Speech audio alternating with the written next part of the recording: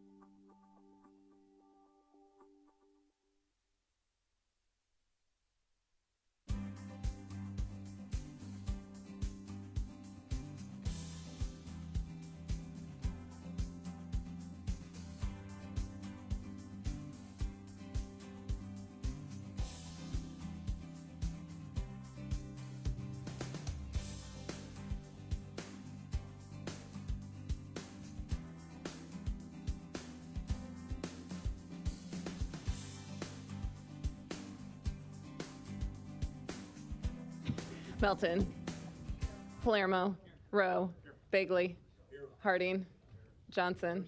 Mr. President. Here, please rise for the pledge and remarks.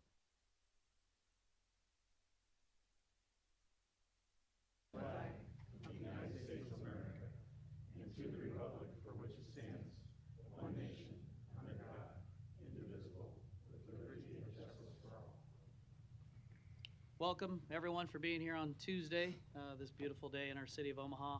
And wise words of my former colleague, Rich Pauls, it's Tuesday. Let's get to work.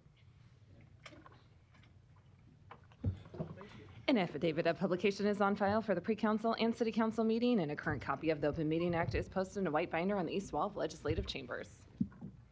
Good afternoon and welcome to the Omaha City Council. For those of you that have been here for a while, thank you for your patience and letting us complete our meeting that was prior to this, and we'll get started here on the rest of our agenda a bit late, but we'll spend as much time as needed to hear all of your thoughts and ideas about our many items today, and look forward to your testimony. Please turn your cell phones off or to vibrate. And before we start, we do have a presentation by Councilmember Amy Melton. Very much.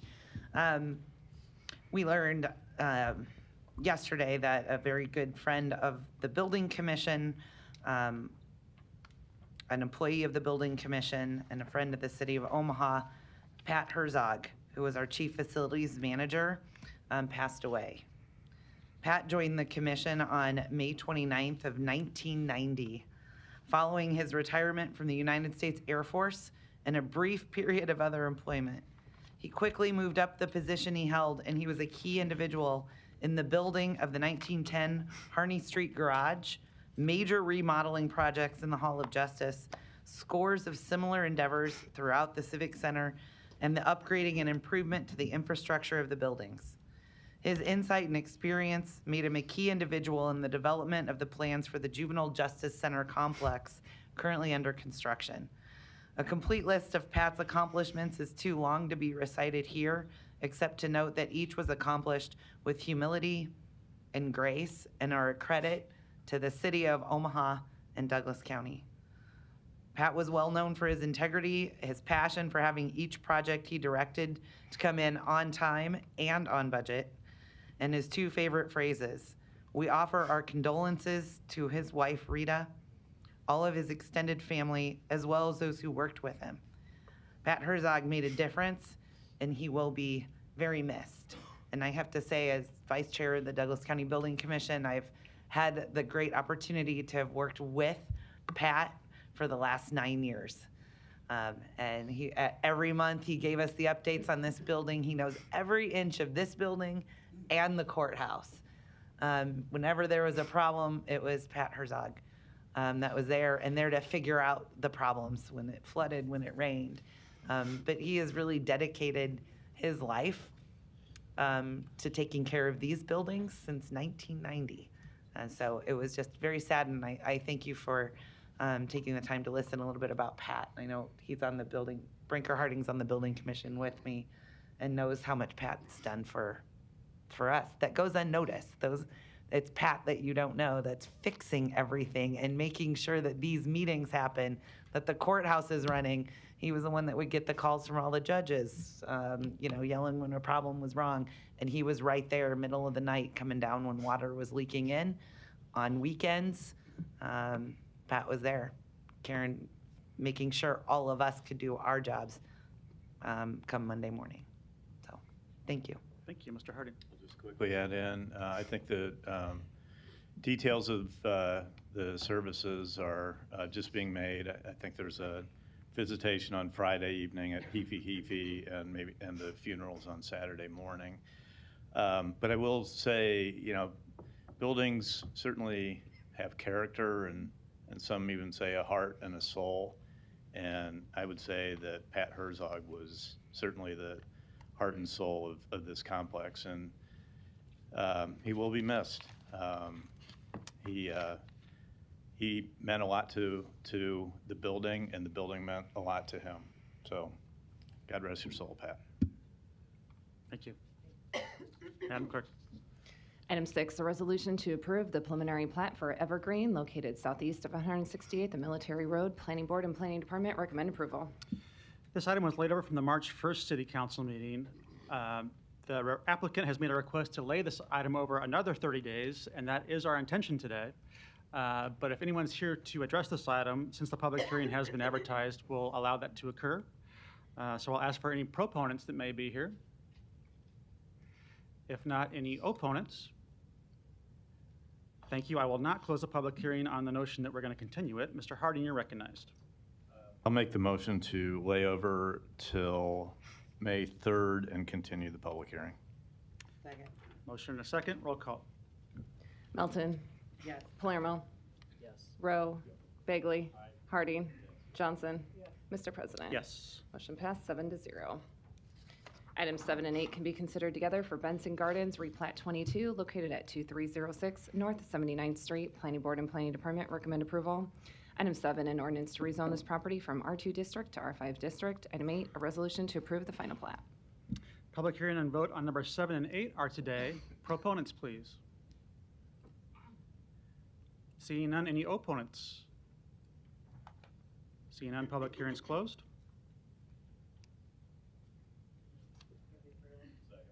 There's a motion and a second. Roll call. Melton. Palermo. Rowe. Bagley. Harding. Johnson. Mr. President. Yes. Items 7 and 8 are approved, 7-0.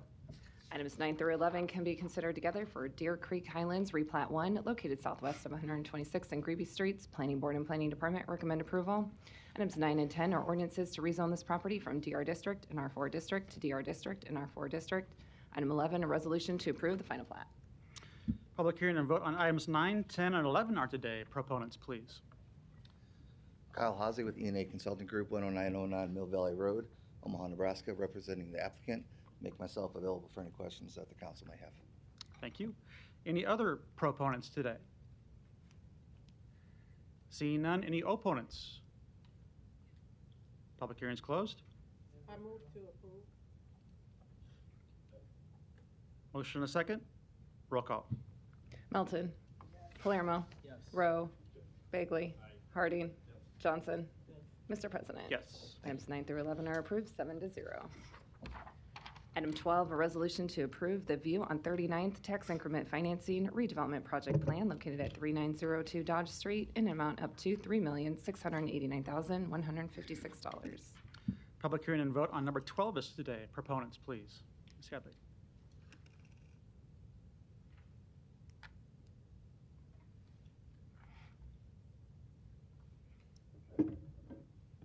Good afternoon, Bridget Hadley, City Planning. This redevelopment project plan is located at the site of the former Travel Inn Hotel and Lodge that had many code violations and was demolished in 2006. And that is this site here. Here's 39th Street and here's Dodge. So it's highlighted and shaded in blue. The lot remained vacant for 15 years and was subject to dumping, overgrown vegetation, and neglect. The redevelopment site is positioned at the entrance of the Jocelyn Castle neighborhood and as well on the Orbit line. Woodsonia 3902 Dodge LLC is under contract to purchase this property and is also the applicant. The proposal consists of a newly constructed 136-unit market rate multifamily structure. There will be 4 levels of housing above 1 level of underground parking, accessed from the alley on the north side of the redevelopment. So on this north side, and I'll just go right to the site plan. Try to zoom in a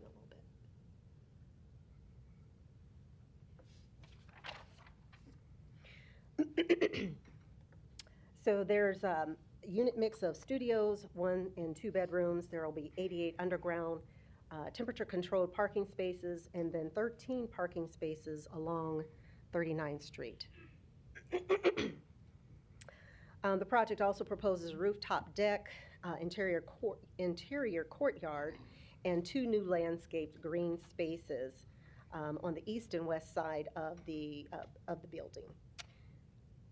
So part of this project, because of its location, there were concerns about the increased traffic at 39th Street and Dodge, and then at the alleyway. And Public Works noted that there was traffic visibility concerns. The solution was to remove access from both 39th Street and the western alleyway access at Dodge Street. So again, removing this access and removing this access, so essentially closing it off, and then creating this 65-foot cul-de-sac. The closure is anticipated to not only enhance the safety of both intersections, but also to add aesthetic appeal to Dodge Street and the neighboring area. The public improvements will include not only the cul-de-sac that I mentioned, but also new sidewalks, streetscaping, street improvements to 39th Street, stormwater detention, new site lighting, and expanded landscaping around much of the site, and particularly along the Dodge Street corridor. It is currently zoned R7 and GC with an ACI 2 overlay, but the project plan is proposed to rezone to TOD2 mixed use.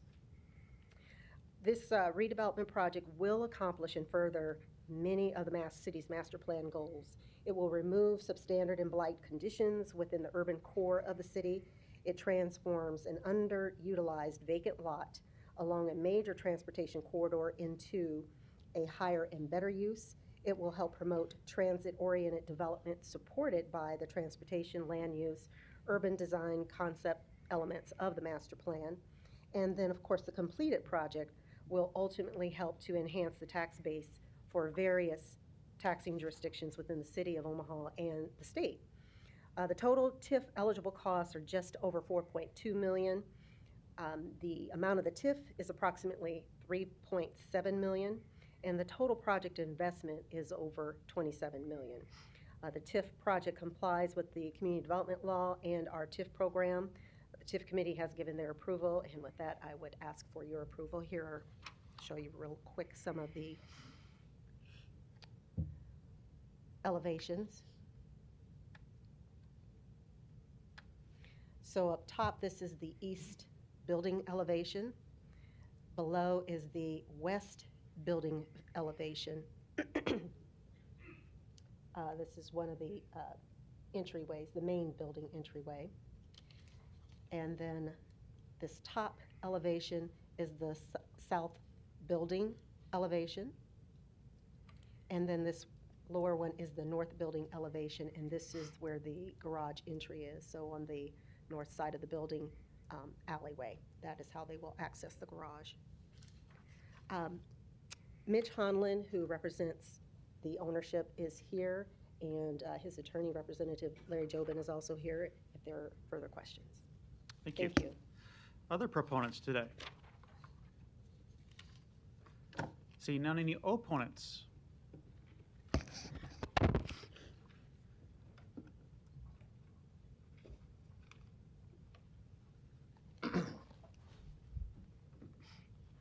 Excuse me, Donnie Johnson, North Omaha Concerned Citizen Foundation, the Johnson and Question Foundation, 4928 North 52nd Street. And we have two queens, so I just only have one box because the revenue is so short in North Omaha, we don't have the money. Now, I believe the UMC is getting quite a bit on this infrastructure money. They spend all the Ebola money with the way they want it. I think Ms. Bridget Hadley is a wonderful lady, but the Omaha Planning Department is misdirecting some funds. Like in North Omaha, we need a USDA office, we need a Peace Corps office, and I told Ms. Johnson I would be here to support her and tell her some of the problems you folks are not seeing. Like, for instance. So, Mr. Johnson, we're talking about 30. Yeah, we're talking about this 39th money and you Dodge, keep giving right? to the UMC. That's what we're talking about, right, Mr. President? This is not UNMC, it's a development at 39th and Dodge. Part of that bridge or the one that you guys built there for Creighton? This is the travel-in site at 39th and Dodge. It's private development. The private sector is asking for some tax money, like Connery did? It's and not UNMC, but so keep your remarks to that item at number 12. I if you am. would. I go down there every day, dude. Okay. If you're talking about 39th and Dodge. Okay. I seen the Ebola money. That's what I was walking around nosing about. They got Ebola money. They tore a building down, put parking lots up for that. Look, I have no problem with UMC. My mom worked for the Children's Hospital. I'm saying we need some help in North Omaha. And one more thing. I would think you should tiptoe, which I read in the newspaper today, about those banks that are, no, North Omaha. Mr. William Barney, do you remember Franklin Credit Union and Larry King? There's a reward I thought to do. If you know, someone told me he passed away. And Commonwealth Savings down in Lincoln, Governor Thorne had to save you folks. But anyway, but you still consider one more thing. We need that building, the OIC building, and that U.S. Mill building.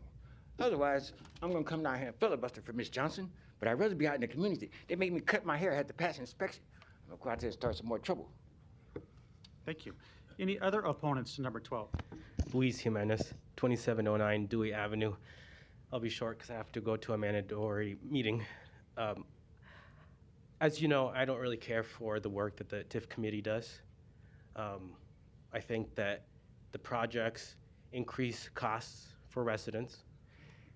You say that you care about the urban core, but with a BID TIF projects affecting adjacent properties, the value of properties around a TIF project, you're increasing costs for the residents. And the main thing is this discussion about affordable housing, what affordable housing is. And the formula or the way that you arrive to that number, I think is misguided. I'm gonna throw a number here, $700 a month is affordable housing. Maybe less than that. I think it's HUD that says a third or less of your monthly income should go to rent. Now, if I move to Mexico, I can pay my rent in 1 week.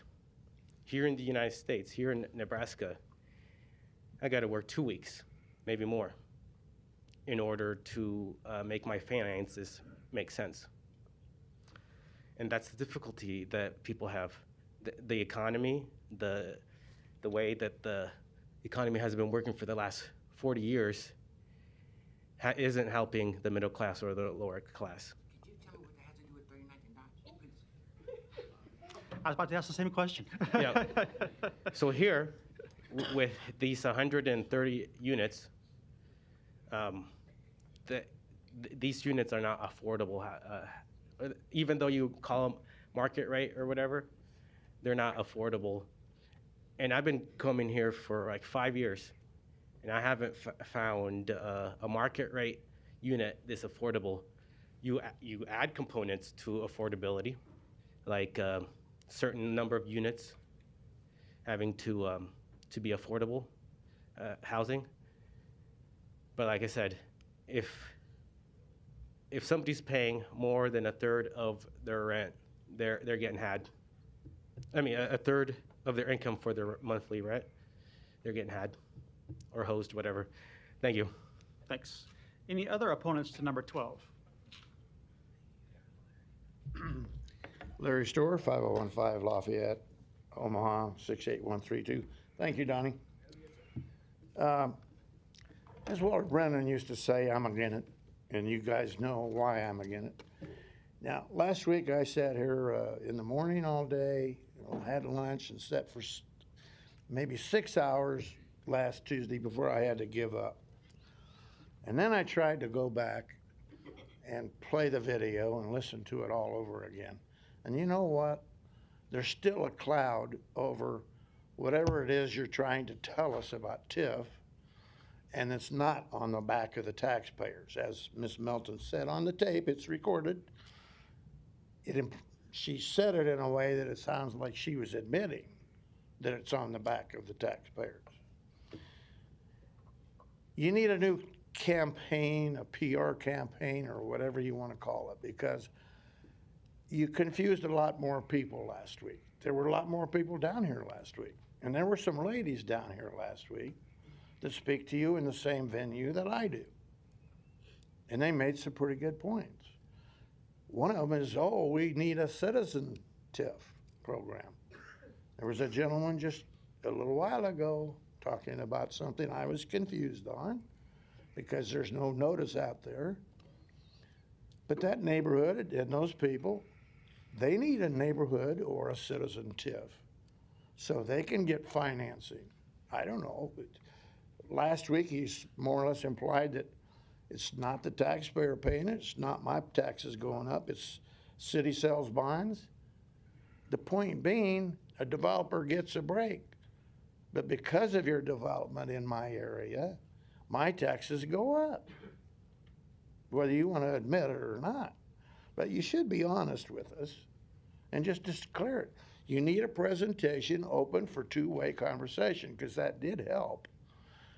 But let's get out the flow charts and the arrows, and let's prove in visuals how it does not raise my property taxes.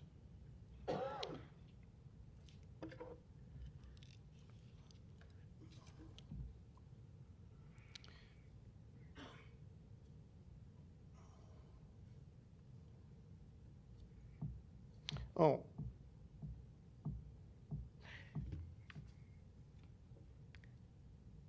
I moved over here from Council Bluffs. I used to play golf at Dodge Park. I have a lot of friends over there yet. And I spoke to a person yesterday that was here, I think, last week, but he said he had a friend that moved over there because his property taxes were too high. And he said what his property taxes were, quite a few $1,000s less than they were here. I might have to go. A lot of my people my age might have to go. Not to mention the fact I'm on the edge of the urban core at 50th Street. This presentation shows one small area of 39th and Dodge. The rest of it is not blighted. The whole area is not blighted. The house next door isn't blighted. The house behind isn't blighted. How do you justify blighting one property? Does that mean you're going to hop, skip, and jump from 50th Street to the middle of Lafayette Avenue and blight my house, but not my neighbors? I haven't looked at the map that you recently did, but this is all planning department stuff. So was the last meeting, had to do with planning. So maybe there's a problem in the planning department that they need to help you describe this easier for people. I don't think the people in North Omaha believe it either. But here again, we're building something along Dodge Street headed towards Saddle Creek. And now you can see if you drive around there from Saddle Creek up towards 50th, wasn't too long ago you tried to take the service station up there. Or we're going on to Dodge Street and we're going on to Fremont. High rises to people can stop and get on and get off. Maybe drink on their way to work, drink on their way home, not have to go anywhere with their cars. Density? Excuse me. How many people can you put on top of each other? And how long will that last before those young people that you're trying to build to attract decide they're a little old and they want to go elsewhere? Or they're a little more progressive than you folks and they want to go to the Northeast. I'm sorry, last week I said the Northwest. But they do want to move to the Northeast because they're all liberal out there. So Larry, we understand you're opposed to this And they have project, and you're opposed affordable to TIF. housing on If you can trailers. summarize, please. Little houses on trailers, that's affordable housing to them. 1/3 of your income, more than 1/3 is not affordable. Now, don't interrupt me because he brought it up. He's I'm off asking you to topic. summarize because you've had Donnie plenty was of time off at this topic. point to Don't express your interrupt. opposition. Thank you. Thank you. Any other opponents to number 12? Seeing none, public hearings closed. Ms. Johnson, you're recognized. Thank you, Mr. President. Could the owner, Mitch Conley, and Larry Jobin please come up? Thank you.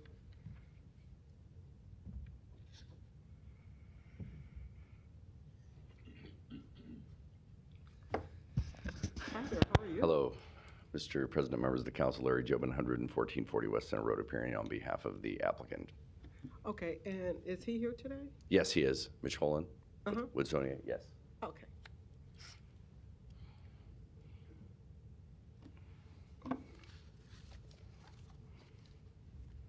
Good afternoon. Morning. Mitch Holland, I'm one of the partners on the development team, 20010 Manderson. All right, thank you so much. Just wanted to ask a few questions. First of all, I will also want to acknowledge the fact that at 39th and Dodge, bringing forth this $2.7 million project is very incredible and awesome. But today we're here to discuss TIF funding. And so I just want to ask some questions so that we are being very transparent to the community and to taxpayers, and we're also dealing with community development law. So I want to kind of ask some questions for the record so that we have that on file. So please bear with me as I ask the following questions. About how many jobs will this project bring to the area? I don't know that I know that off the top of my head, but it was in our TIF application. So I think in terms of permanent on-site, 10, Okay. and during the construction phase, about 200. About 200? And those 200 construction jobs, are you looking to fill those with local talent, local contractors? Those will all be locally sourced. Yep. All right. And then there was some question about affordability of the housing. Can you give me the low-end range for the rental property costs and then the high-end range, please? For the rental rates, Uh-huh. for studios, they'll start at $930, and then for 2 bedrooms, we expect them to go up to $1,600. Okay. And will there be an opportunity for anyone to qualify for Section 8 or any other supplemental housing? I guess I'll try to answer that question. I'm not a affordable housing tax credit guy, but this is a market rate deal, meaning it's conventionally financed. Okay. My understanding is there really isn't a Section 8 anymore. It's really more of a coupon or a coupon-based rent supplement. And so I think the problem you have with these types of market rate projects is that the rents are so high that even with that coupon that is subsidized for rent probably doesn't get you where you need to be. So that person that was able to have that coupon for the rent would have to make up the difference with their own income.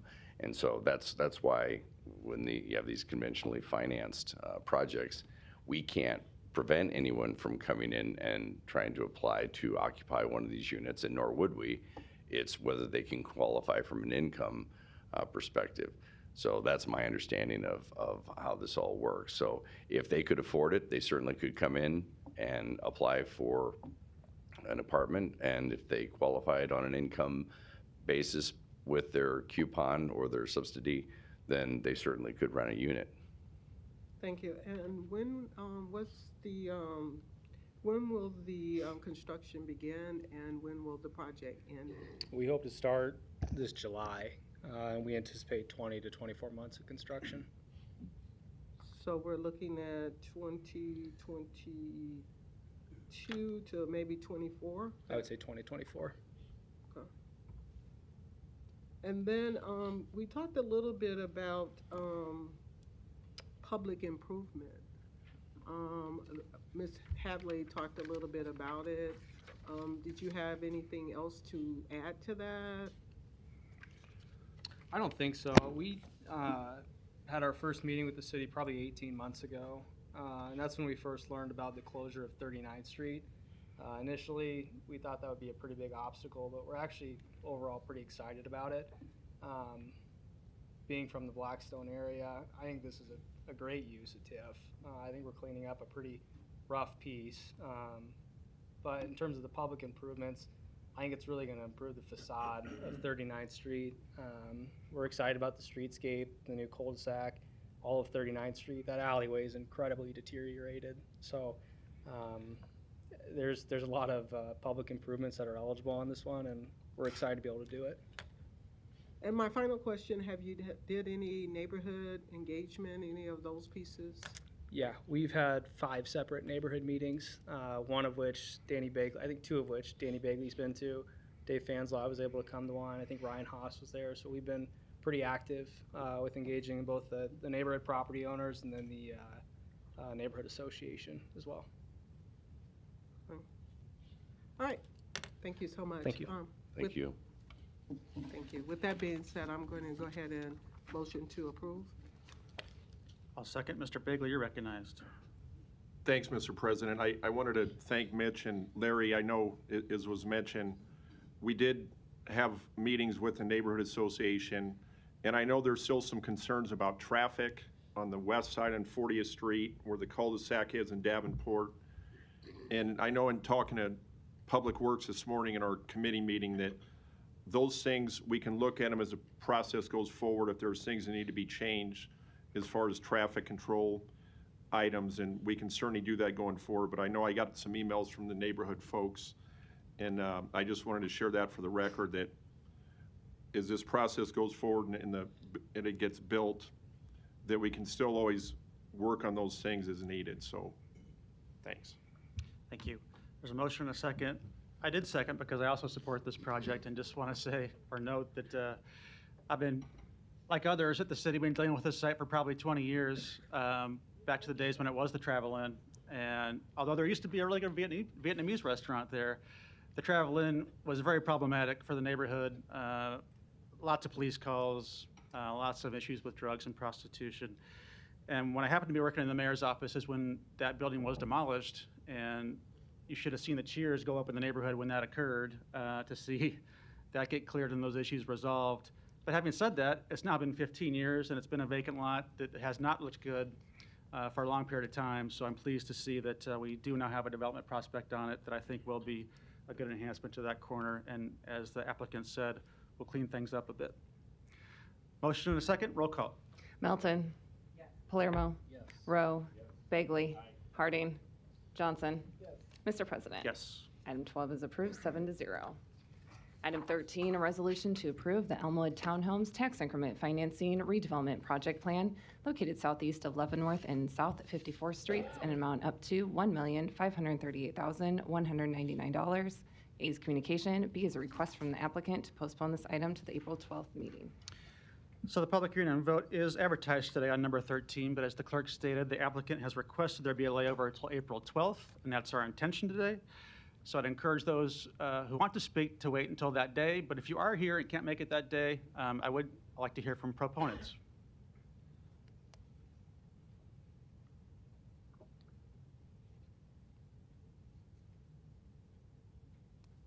Mr. Noddle.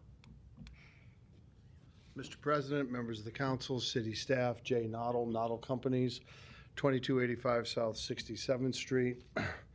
The request for the layover is we need to go back to the TIF committee next week. Construction costs have increased quite a bit, and so there's some capacity left in the TIF package that we'd like to see if the TIF committee and the council will approve.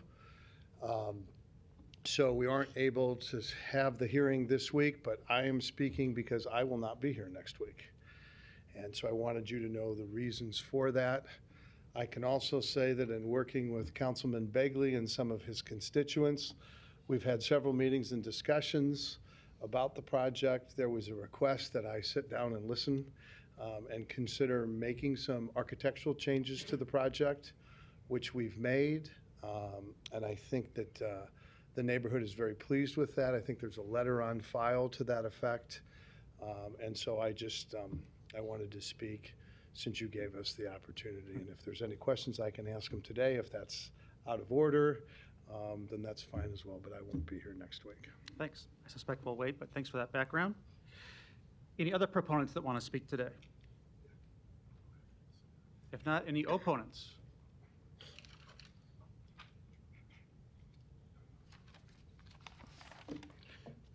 Donnie Johnson, North Omaha Concerned Citizen Foundation, the Johnson in Question Foundation, a 501c3, 4928 North 52nd Street.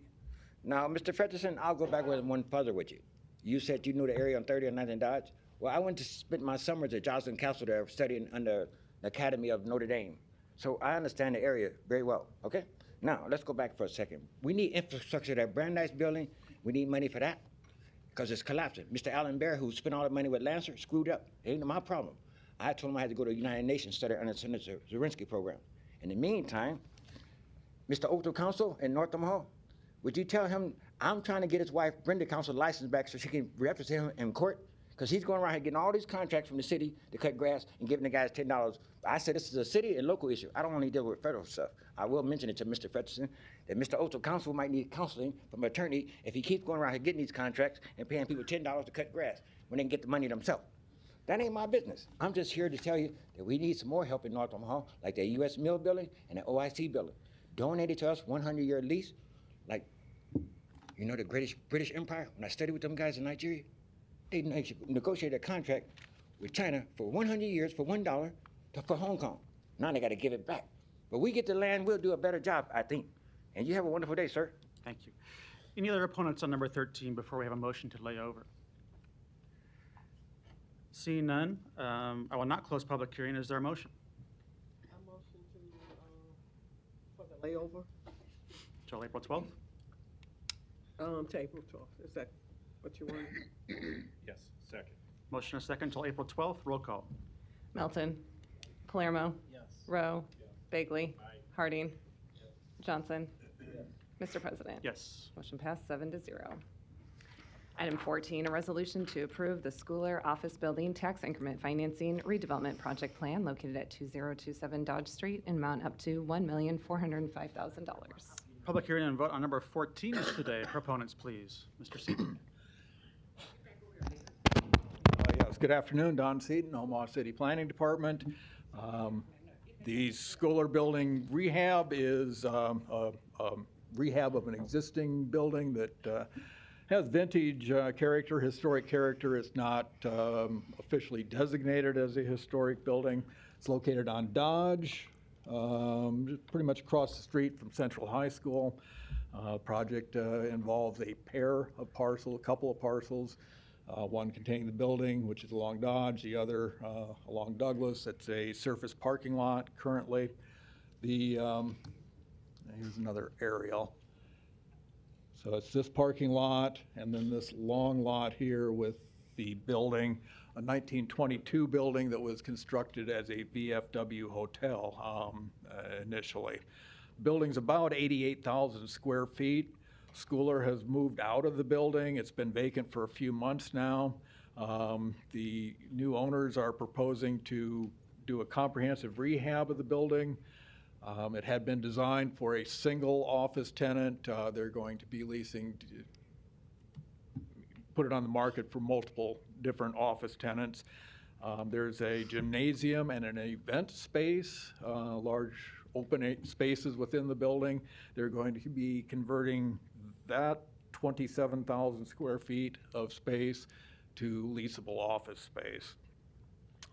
As I mentioned, this surface parking lot along Douglas is going to be completely reconstructed. We'll have new curb, gutter, and sidewalk in the right-of-way, and basically that lot's not very attractive right now. It'll be redone and reconstructed to city standards, and it'll be a definite improvement. The developer is KRF Dodge LLC. It's managed by the Kentro Group. Chris Viscardi is the manager, and he's with us today. Total project investment in this portion of downtown is about $8.4 million, approximately. They're requesting $1,405,000 in TIF support. It's nice to see an older building, a vintage building being rehabbed. It complies with the city's master plan. It's an appropriate use for the location, and it meets all the required criteria for the TIF program. We ask for your approval. It's a view looking to the southeast, so it's a very nice building. Thank you. Any other proponents today on number 14?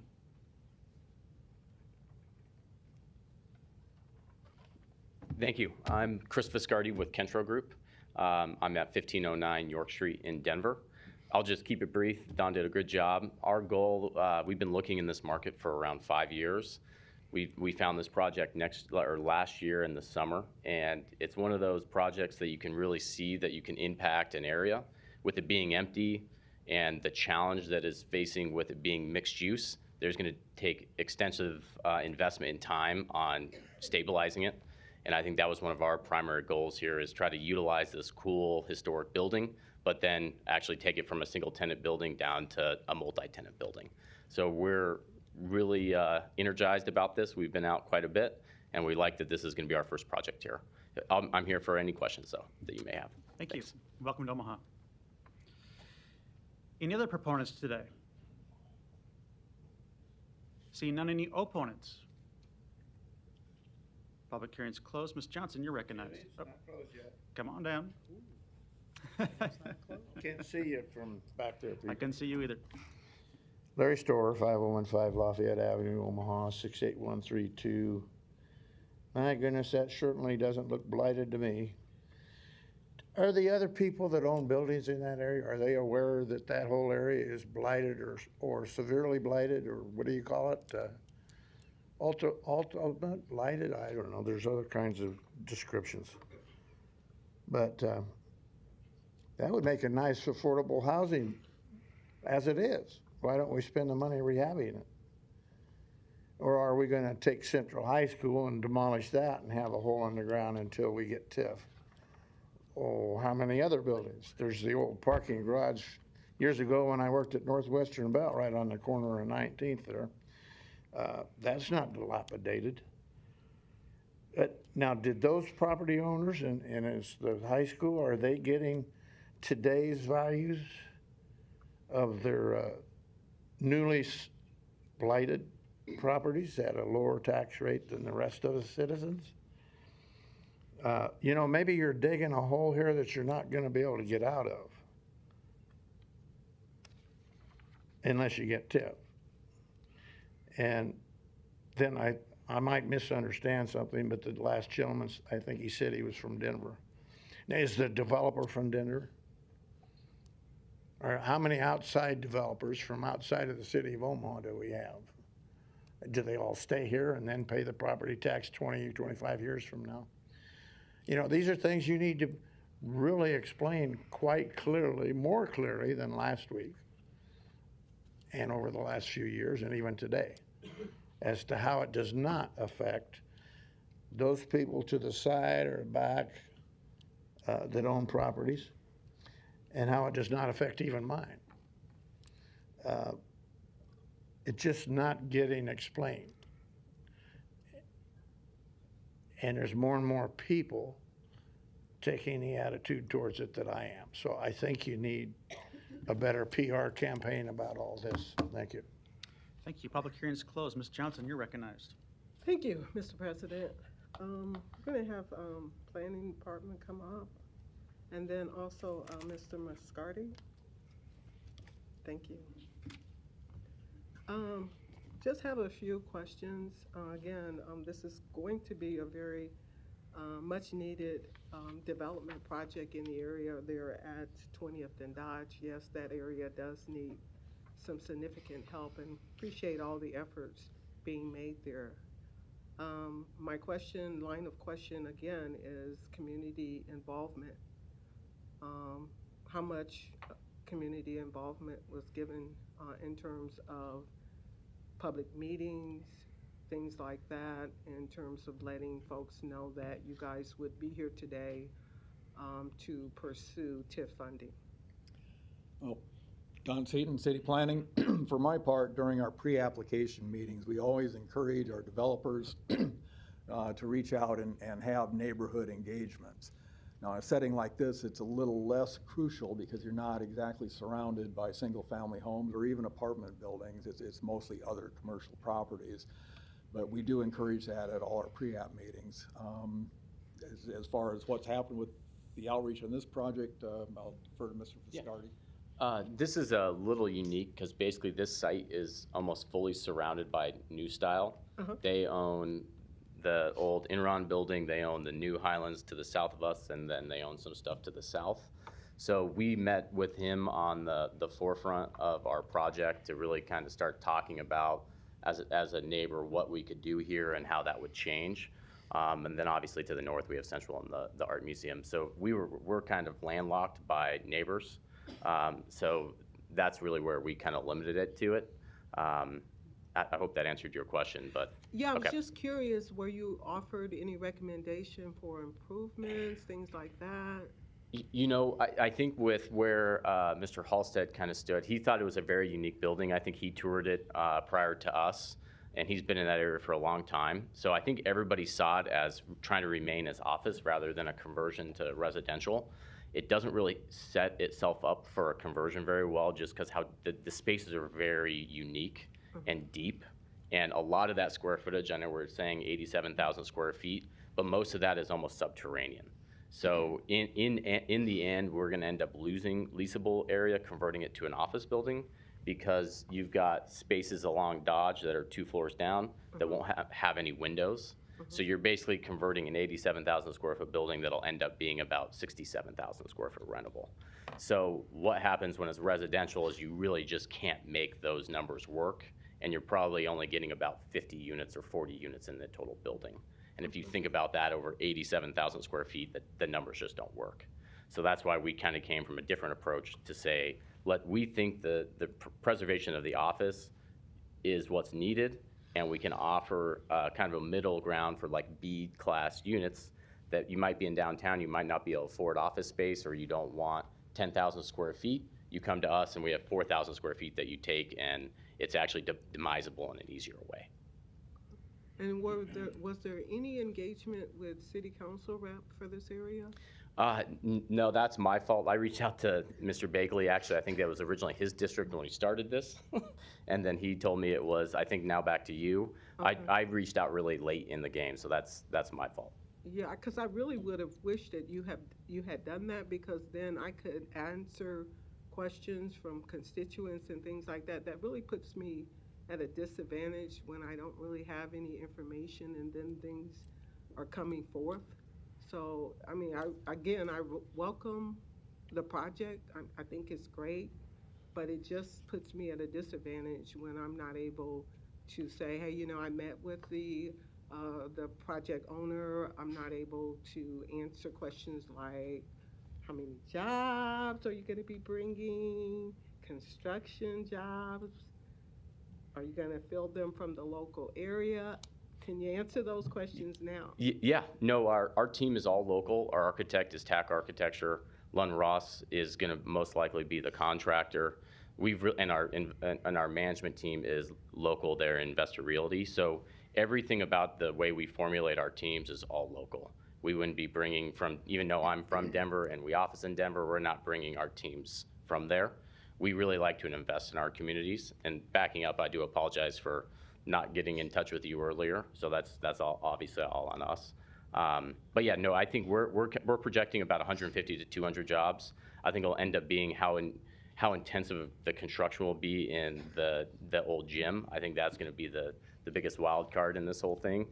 As soon as you start peeling back the layers in these types of old buildings, you're always going to find something that you're going to have to go deeper into it. Okay, and I would like to get your business card so that we can meet after this. Also, the other questions that I had was, when will this project begin, and what's the approximate date that it will be finished? So we close on the property in about 3 weeks. Okay. So our goal would be start doing such as the site improvements, really creating a safer environment on that southern parking lot, putting in landscaping islands, better access point and striping. That would be sometime this summer. And then it'll be kind of dependent on the market of how quickly we can get some leasing moving. So we recently started advertising with investors. We don't want to just go build out spec space, depending on, especially that basement could go a lot of different directions. We want to get a depth of the market to understand who's the right user. So we're hoping that we would be complete by next summer.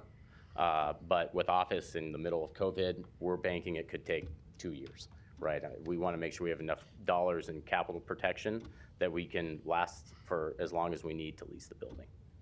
And what is the cost for these units, the low end and high end? It'll end up depending on the TI that tenants are going to want. Right now, I would envision the market's probably in that low 20 range a square foot.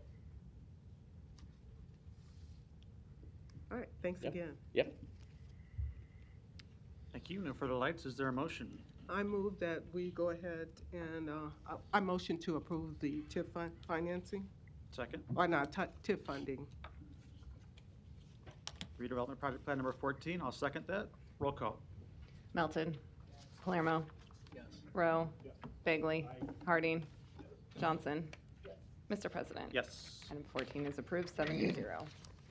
Item 15, a resolution to approve the designation of both a community redevelopment area and extremely blighted area as shown on the map in Exhibit B. Public hearing and vote on number 15 is today. Proponents, please. Yes, good afternoon. Don Seaton, Omaha City Planning. With this item, we are asking the council to designate a portion of the city as a community redevelopment area. Also, we call it a CRA. And concurrently, we'll ask you to declare it as an extremely blighted area, EBA. Hopefully people are taking notes on the names and acronyms so that there's no confusion over what a CRA is. It's Community Redevelopment Area. And an EBA is an extremely blighted area. I'm going to start with the map here. This is a map of all of Omaha. The kind of lavender area is existing community redevelopment areas. By state law, we're allowed to designate up to 35% of the city as a CRA. We have roughly about 20% of the city presently designated as a CRA. I'm going to talk about CRAs and EBAs separately, beginning by focusing on CRAs. Zoom in just a little bit. I'll give you a map of the area we're looking at in the current study and the current recommendation for a CRA designation. But in the context of the rest of the city, it basically sits in this little gap right here.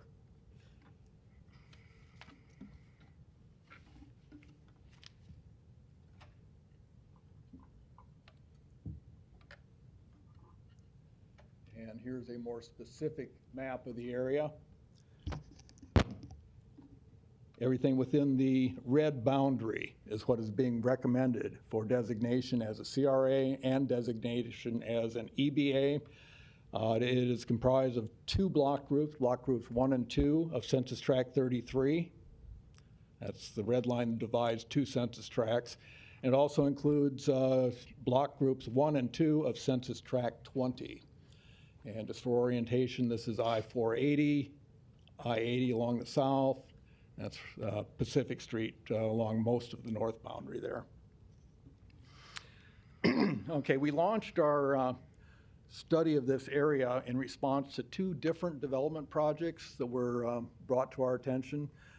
Developers who felt that they would likely need tax increment financing to support their projects.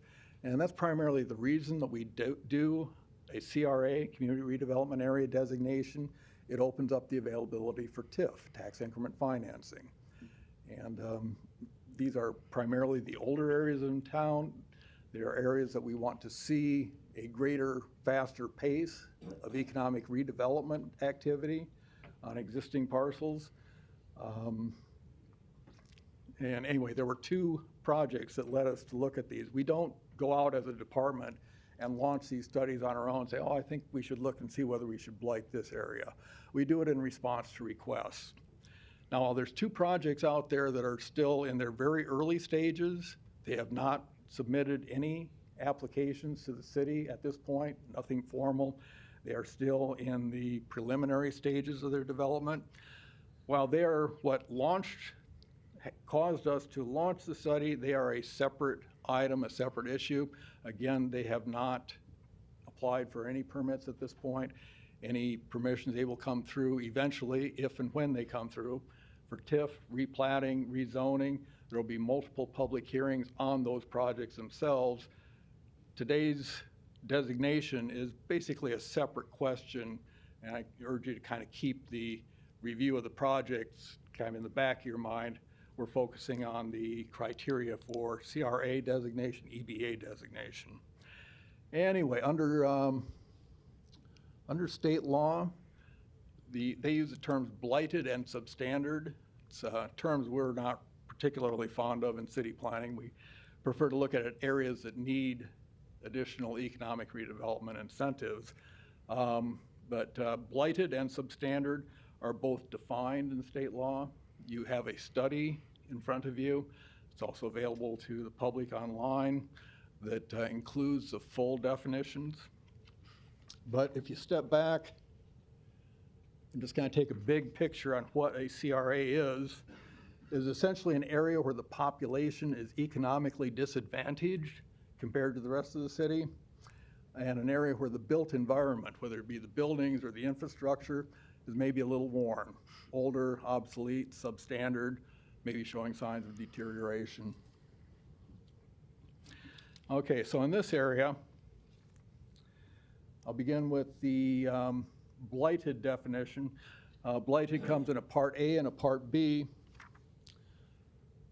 And you have quantitative measurements for Part B. In other words, measurements you can count or measure. They're primarily census data.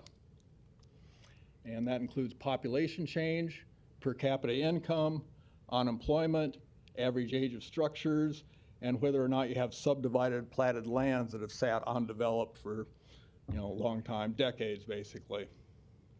You only need to meet one of these 5 criteria under state law to be eligible for designation, to be considered as meeting the Part B definition. In this case, the per capita income in the city of $33,000, the four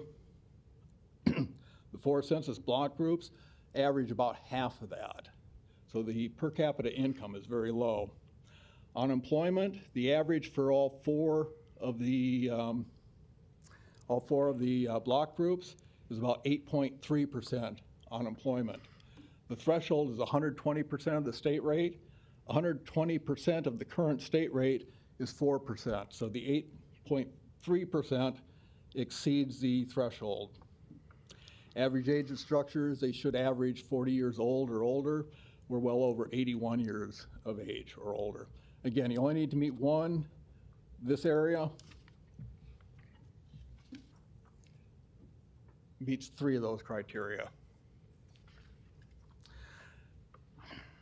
Now for the criteria on Part B of blighted and the definition of substandard, there's a lot of overlap. Both of them look at the condition of buildings and infrastructure in the area. We have 2 tools that we use primarily to evaluate the physical condition of the buildings and infrastructure. One of those is a windshield survey. We get out and look at everything. We drive the area very extensively. Another is that we use the Douglas County Assessor's Office data. You may be aware that they, you know, in particular from your earlier meeting today, that they have condition ratings on the buildings. And it's kind of on a continuum. Very good, good, average, fair, poor, and worn out.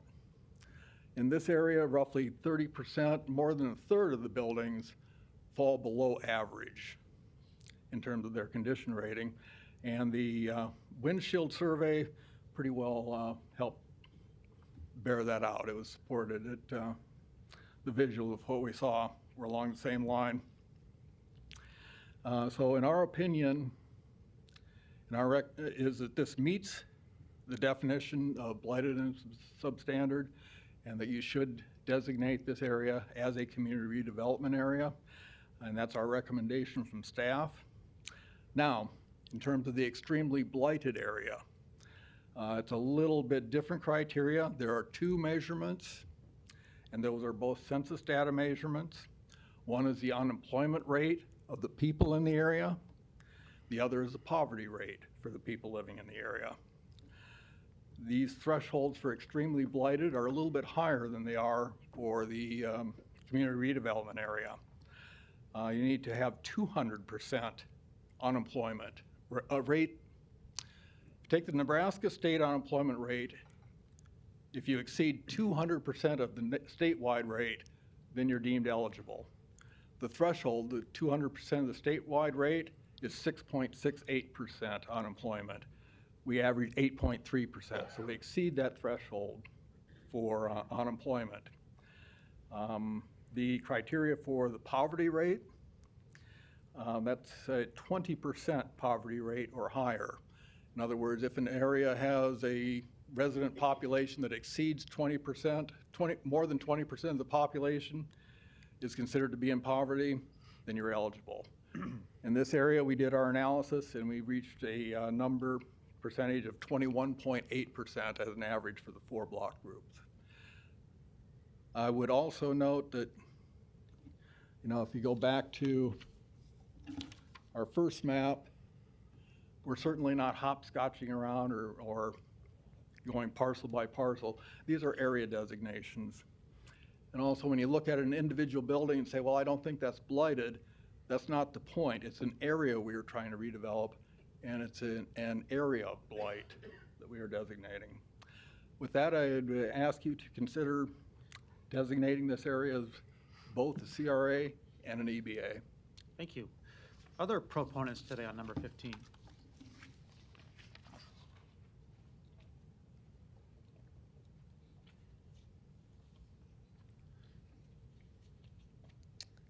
Well, I wrote my remarks, so now I gotta find them on my phone. use technology. Okay, so buenas tardes. I'm Itzel Lopez. I'm the president of the Latino Economic Development Council, a 501c3 that empowers, and it's an empowerment network that focuses on creating outreach, development, and funding opportunities for South Omaha, as well as a small business owner, a resident of the Deer Park Boulevard neighborhood near on 24th and Benton. I stand here today to support, this community redevelopment project called the Intersections as well, that aims to bring a state-of-the-art community facility to South Omaha. As we know, South Omaha is a vibrant and diverse community. Specifically, the Latino community in South Omaha is the largest ethnic minority in Omaha, Nebraska, and in Douglas County, Latinos represent 13.4% of the total population. As someone who was once undocumented, I know what it's like to live in poverty. I grew up in South Omaha, I went to South High, and as I mentioned, I still live in South Omaha. I love my South Omaha community. And I wanted to see it prosper for businesses and organizations, obviously families as well. But as a child of immigrants, I noticed that access to facilities and community projects like this can have an effect on someone's life. I have devoted my personal career to helping children and teens become the first members of their families to attend college. And I have a lot of passion for volunteer work, and community projects like this, again, provides this opportunity to members of this vulnerable community to have access to state-of-the-art programming. Besides all of that, every involvement of community service that I have done has played a huge role in my life, my personal development.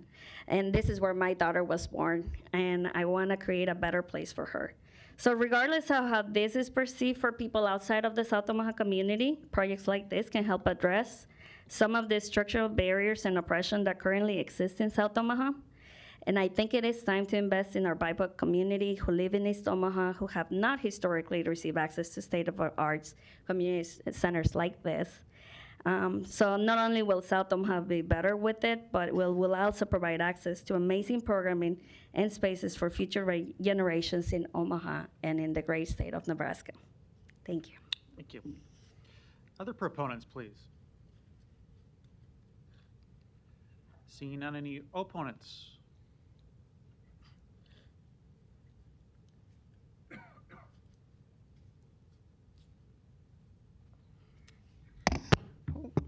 Hello.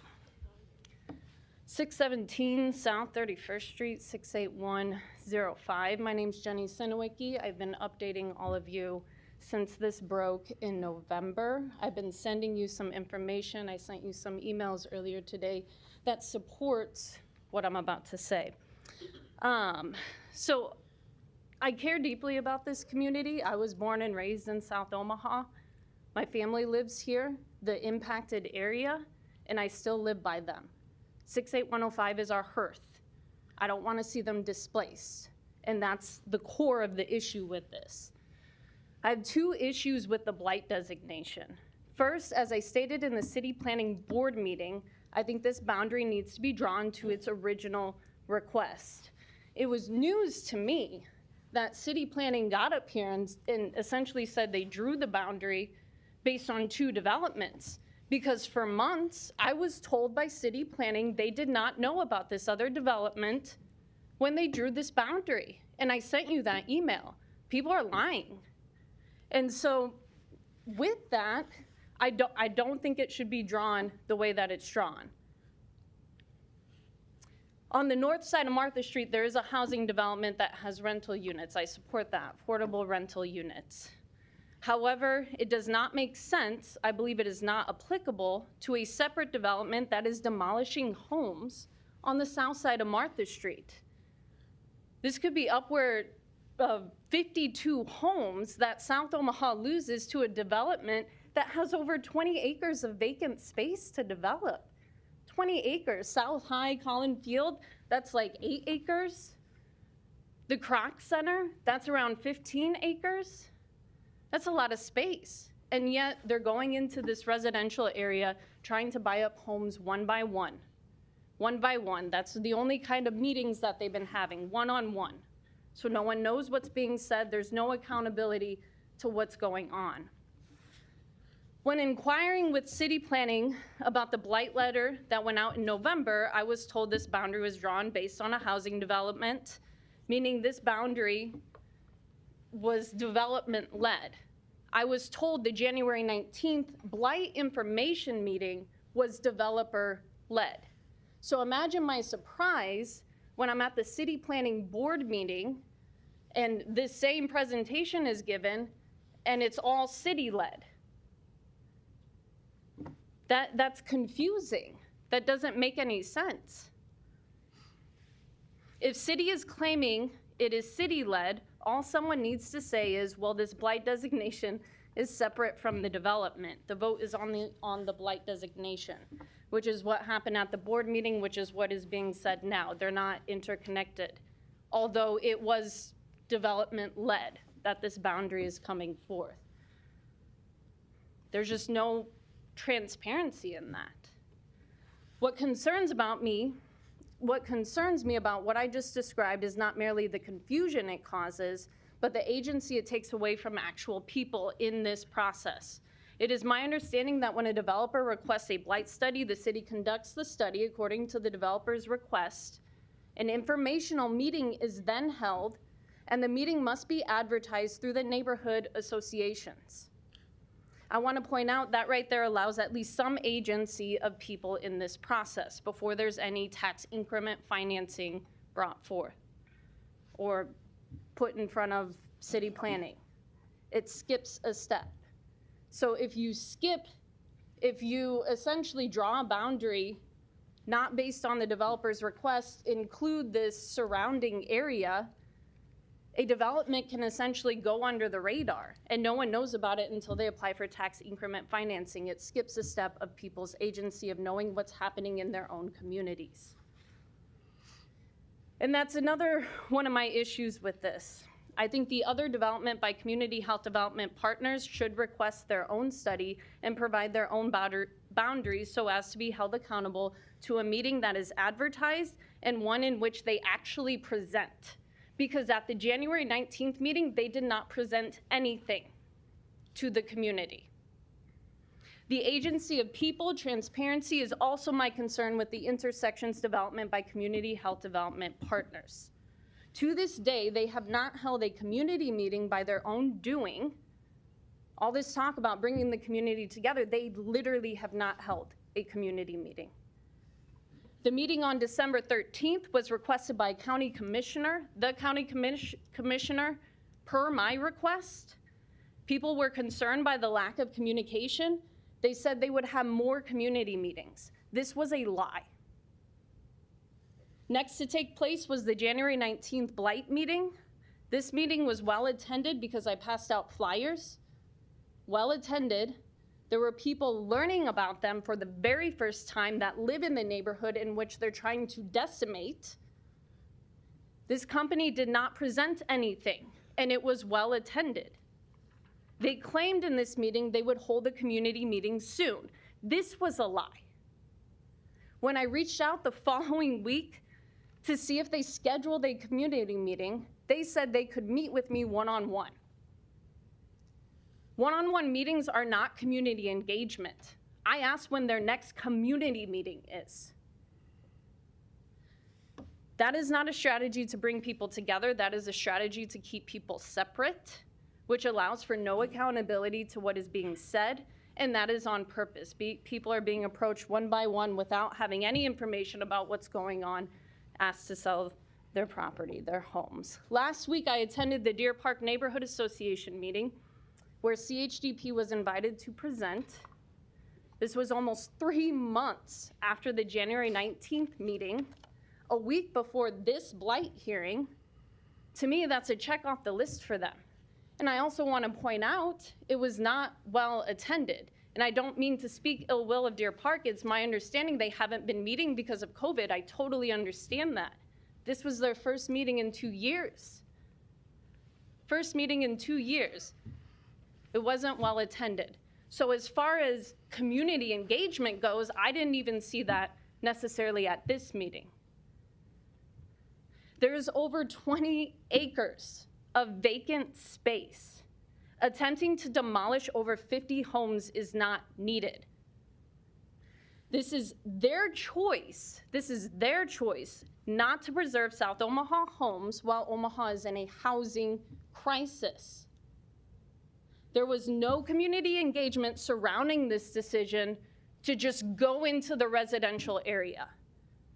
No community meetings. They have already demolished one home. I'm sure more are coming, and this isn't even approved yet. The development's not even approved yet. What happens if they're not approved and an entire neighborhood's decimated? The fact that an out-of-state company, out of state, can come here, not collaborate or be transparent with communities, one by one try to pick off property, tell people we will build around you if you don't sell, show them maps and pictures where their homes aren't even on it when they approach them, demolish homes when we are in a housing crisis should worry anyone in East Omaha. And it seems to be a pattern in this city that big companies like this, big developments like this, work with the mayor's office before anyone knows about it. Per my public records request, and I sent you that email, this company worked with Kevin Anderson in the mayor's office before being introduced to city planning in September of 2021. They worked with the city in their plan to decimate an entire neighborhood that has already been targeted by this city in the past. It is not the first in this city, and it won't be the last, but something needs to change in this process. There really is no transparency. People need to be engaged when the city's engaged. Now is too late. This is a formality. And Vinnie Palermo, I've been trying to get your help in informing this community about what's going on. And you have the audacity to send me an email that you don't know the concerns I'm speaking of when we've sat in the same meetings where there's been multiple concerns. And I did not see you stay after those meetings to speak with those individuals. But I see you shake hands with this company and this development. It's a little telling, and I think South Omaha deserves better. Unless anyone has any questions for me, thank you for your time and me being able to speak. Thank you. Any other opponents today to number 15?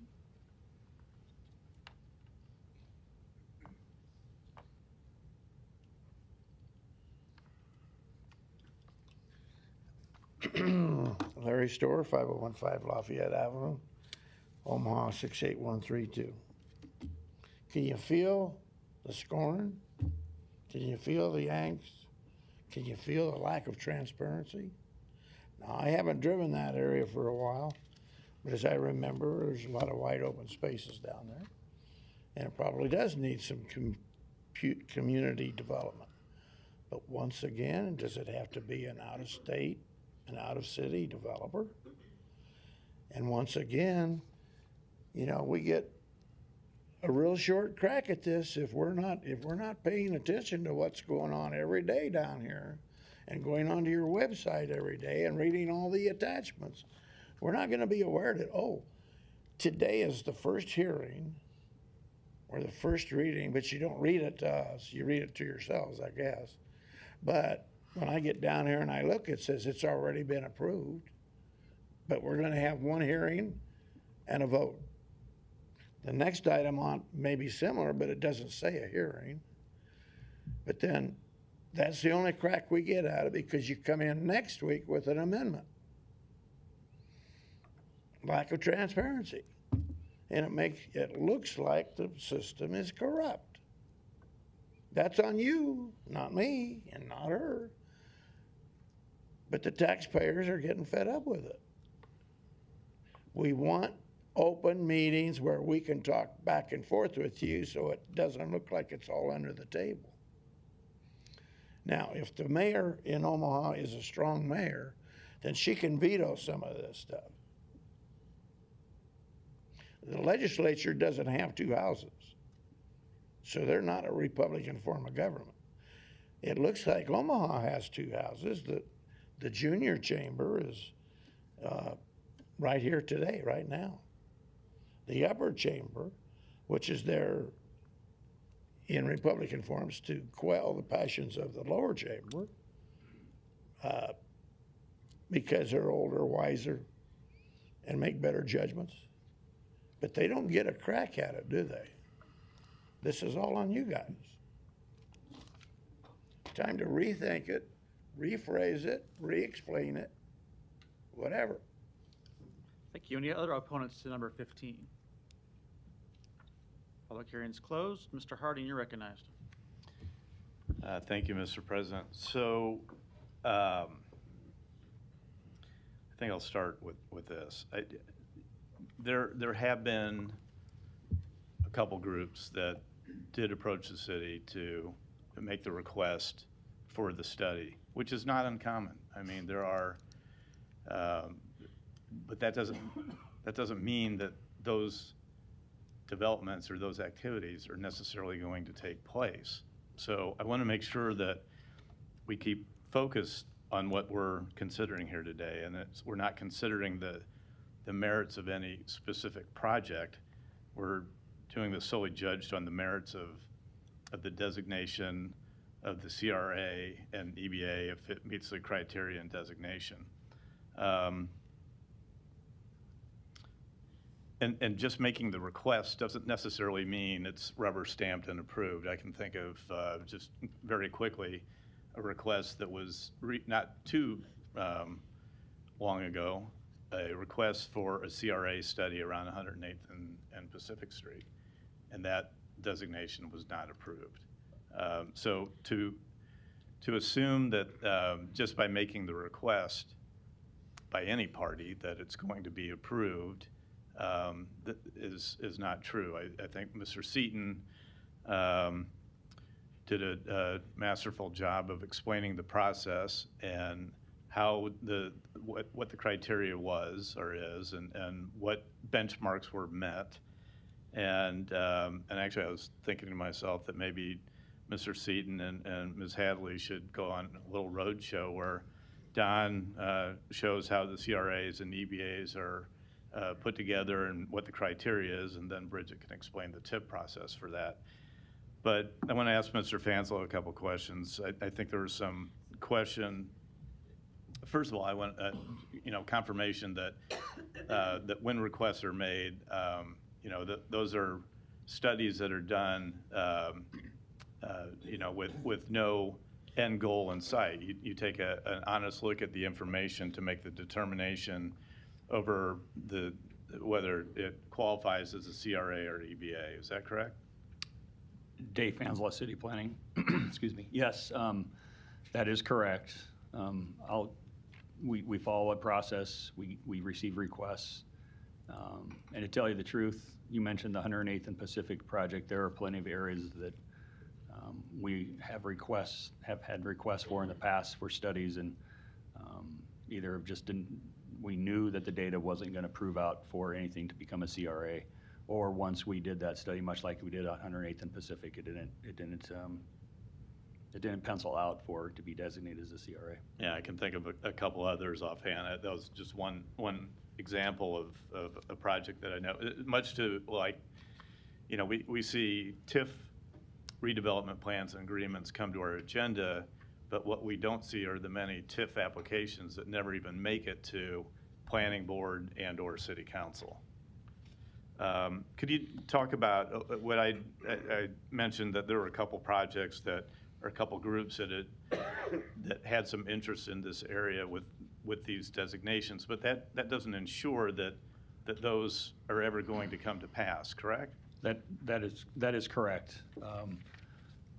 Like most projects, and as Don said, we're reactive to these types of requests. So somebody will come to us with, again, a concept plan to take those first steps to see if their financial stack, their plan might work, and what the city might be able to do to help. So exploring a CRA is sometimes that first step, but it surely doesn't assure that any of the project that we might have been that might have been given to us or shown to us will be approved or even entitled. So we go through the CRA study, and we do our work just like Don explained. And if the area is justified to be a CRA or an EBA, we present that information in planning boards and city councils. You know, and I'll add that once an area, again, because we don't do site-specific sites, once an area is, if it is designated as a CRA and EBA, it does open up opportunities for other projects to happen in those areas.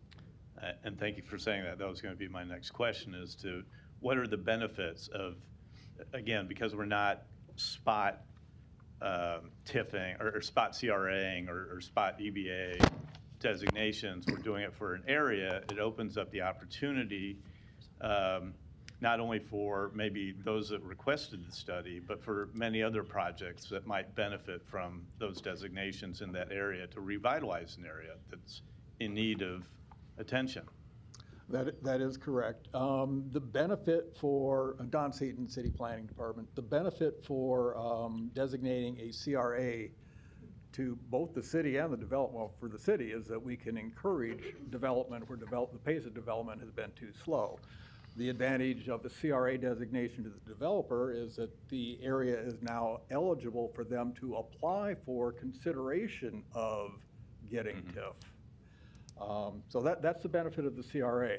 Now, at the extremely blighted area, it must already be a CRA, or in this case, we're doing them together simultaneously. There's basically three advantages to the EBA. One is related to the TIF. Instead of a 15-year TIF term, you can have a 20-year TIF term. That's one of the three advantages of an EBA. Another is that there is a state income tax credit that is available to people who purchase a home for their primary residence. So they get an income tax break on their state taxes. And the third advantage is that if you are developing an affordable housing development and you're seeking like LIHTC, low-income housing tax credit approval, you get added consideration for your project. It's a competitive process. That, and I think there's some other grants maybe for affordable housing.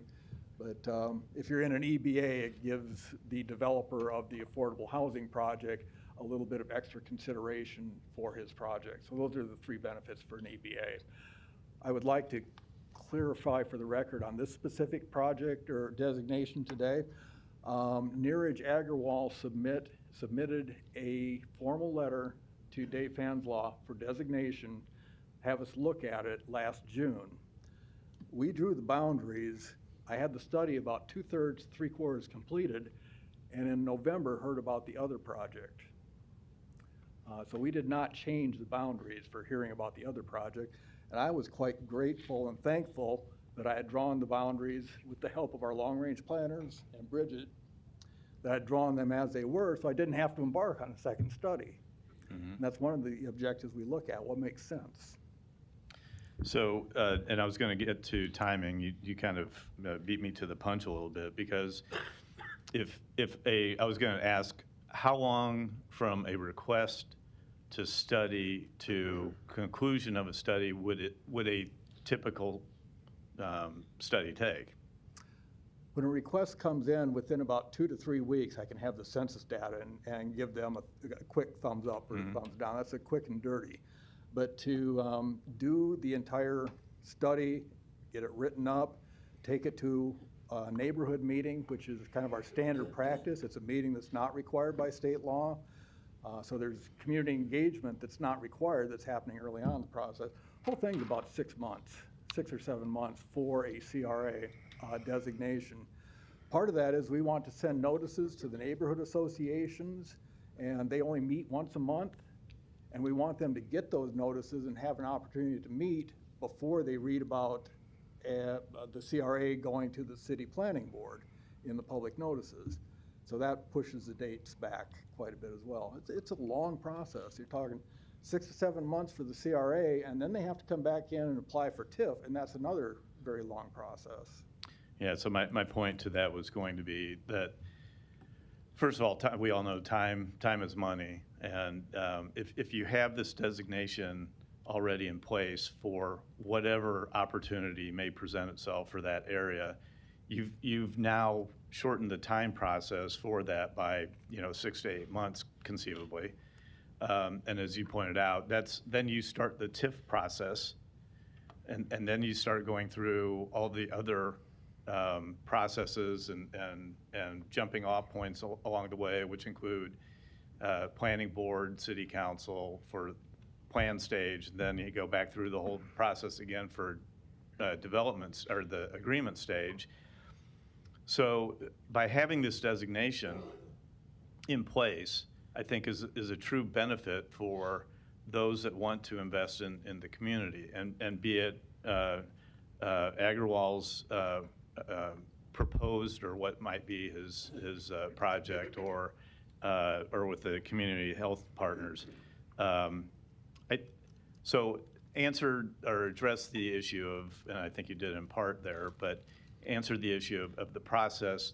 Everything that was required through this process was adhered to, correct? Absolutely, yes, yes.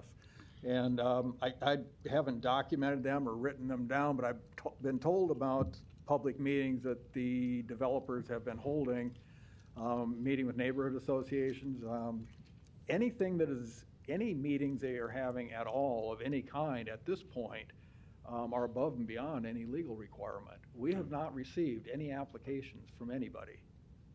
We have a letter asking us to look at a CRA designation from Sewerage from last June, but there's been no rezoning requests submitted. There's been no replatting, conditional use permits, no TIF applications submitted for any projects in this area. So any outreach, any at all, is above and beyond what's required by law.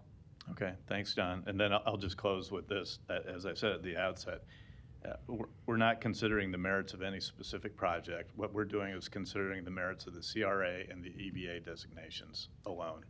That is correct. Does this area meet the criteria of state law? And, do you feel that development has been lagging in this area? We certainly do in the planning department, but that is correct. We are not looking at any other projects. Those are separate. They need to be reviewed on their own merits in a separate process later down the road. All right, thank you. Thank you. Ms. Johnson, you're recognized. Thank you, Mr. President. The federal government spends millions and millions of dollars to help poverty-stricken areas. That's why we have these things such as what we're proposing here, community redevelopment area, extremely blighted area.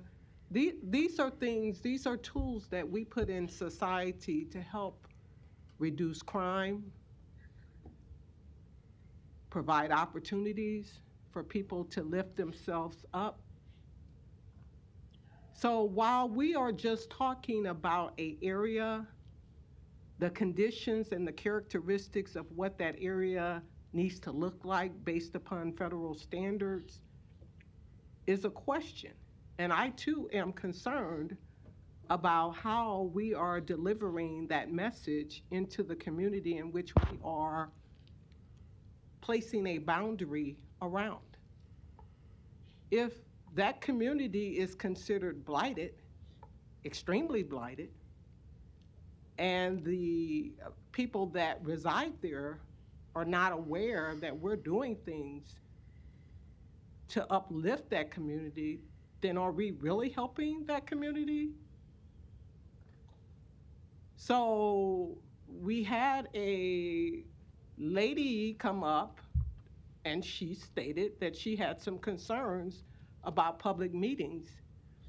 She stated that they didn't happen. And when my colleague asked the question, when did these meetings occur? You don't seem to have that information. I'd like to know that information in order for me to consider a vote today. Don Seaton, City Planning. We did have the public meeting, neighborhood meeting on the CRA designation. And again, the outreach or meetings, if any, and I know there have been some, but like I said, I haven't tracked them, that the private developers are having, those really aren't relevant to the designation we're making now. They're relevant to the development of their project, and that will be looked at when they come in and apply for a permit. It's not really a factor in the designation of the CRA. Then help me understand the boundary piece. There was boundaries were they were changed, they were redetermined. So how did we come up with that narrative? The boundaries were not changed. Well, that was a statement that was stated earlier. And that no was one not, has addressed that was an incorrect statement, because that it did not happen. Okay. I worked on this directly. This is me. Okay. And when somebody says liar, that's me they're talking about. Okay, so Those can boundaries you please did address not that? change. When Neeraj came in, Agrawal, with his development located right here, where are we going to draw the line? This is Census Tract 33. That project and this other project, which is down here, Neeraj is north of Martha, the other project's down here, they're all in the same census block group. No other boundary makes sense. And we expanded across the rail line over here just to clean up the map and to prevent needing to go through this process again. So could we have cleared that up by having public engagement to talk about why the boundaries were redefined so that people can understand, so that we at least appear to be transparent, there wouldn't be these kinds of questions? That's why we had the meeting on January 19. So January 19, we had one meeting, January 19. Correct. Okay, so Not we did required not. by law. That's, and during that meeting, the developer presented during that meeting. I had a stack of business cards. Said, anybody have any questions? Please take one of my business cards. So there was another question that was asked about neighborhood engagement. What neighborhood associations were notified? Oh, goodness. We send a mailed notice to every neighborhood association within 1 mile of the CRA. And I've got a spreadsheet upstairs that is the spreadsheet I use for the mailing on this. It's provided by our GIS technicians because they do the measurements of the mile and pull those in. Must have been 13 or 14 neighborhood associations. So 13 neighborhood associations? Roughly. It was many, let's put it that way. And did you get any responses Oh, yes. from those neighborhoods?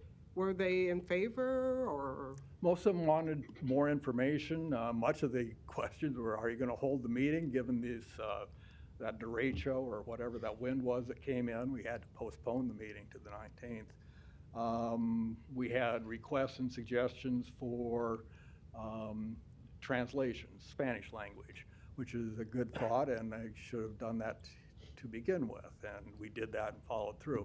So we had feedback, yes, and we responded. Is there a place where you put that feedback, public place for people to have access to where that feedback was given?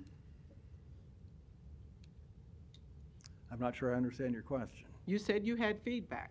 Yes. So is that feedback somewhere, kept somewhere in a closet? I mean, we're talking about transparency. Well, if somebody calls me and asks me a question, I respond with the answer. I don't necessarily post it online that I got the question. So, so the perception that that we're not being transparent could possibly be there. Is that correct? I think that's a stretch. I don't buy it. So how would I know if I lived in that neighborhood and I wanted to know if some of my neighbors had some concerns about this development plan? How would I know, living there, how would I know what those concerns are? I would have to call into city planning to find that out? Or is there some placeholder where I could get that information since this development plan is in my neighborhood? I'm just asking for point of information, asking for the audience, I'm asking for the city as a whole, just wanting to understand the process. Yeah. We have a neighborhood planning section with 3 planners, and we are very much committed to our neighborhood associations. And that's really the best way to be plugged into the system is to be in connection with your neighborhood association. And any questions they're asking the city, they should be sharing with their membership.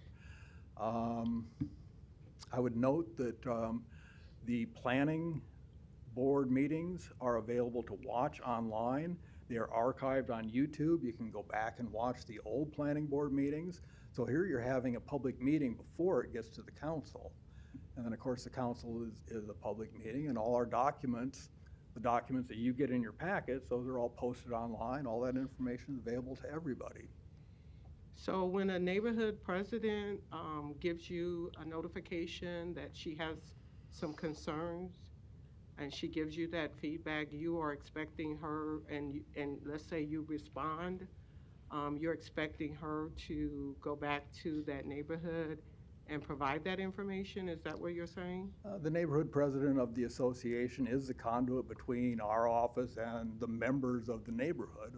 Yes, definitely. So in this instance, you mentioned that there were some concerns, correct? No. There were I said not? there's some communication. Okay. I never did really get any concerns. I got some concerns about, well, gee, will it be available to video conference in because COVID's still going on? Or are you rescheduling the meeting because of the winds? I got would you be willing to send out a Spanish link?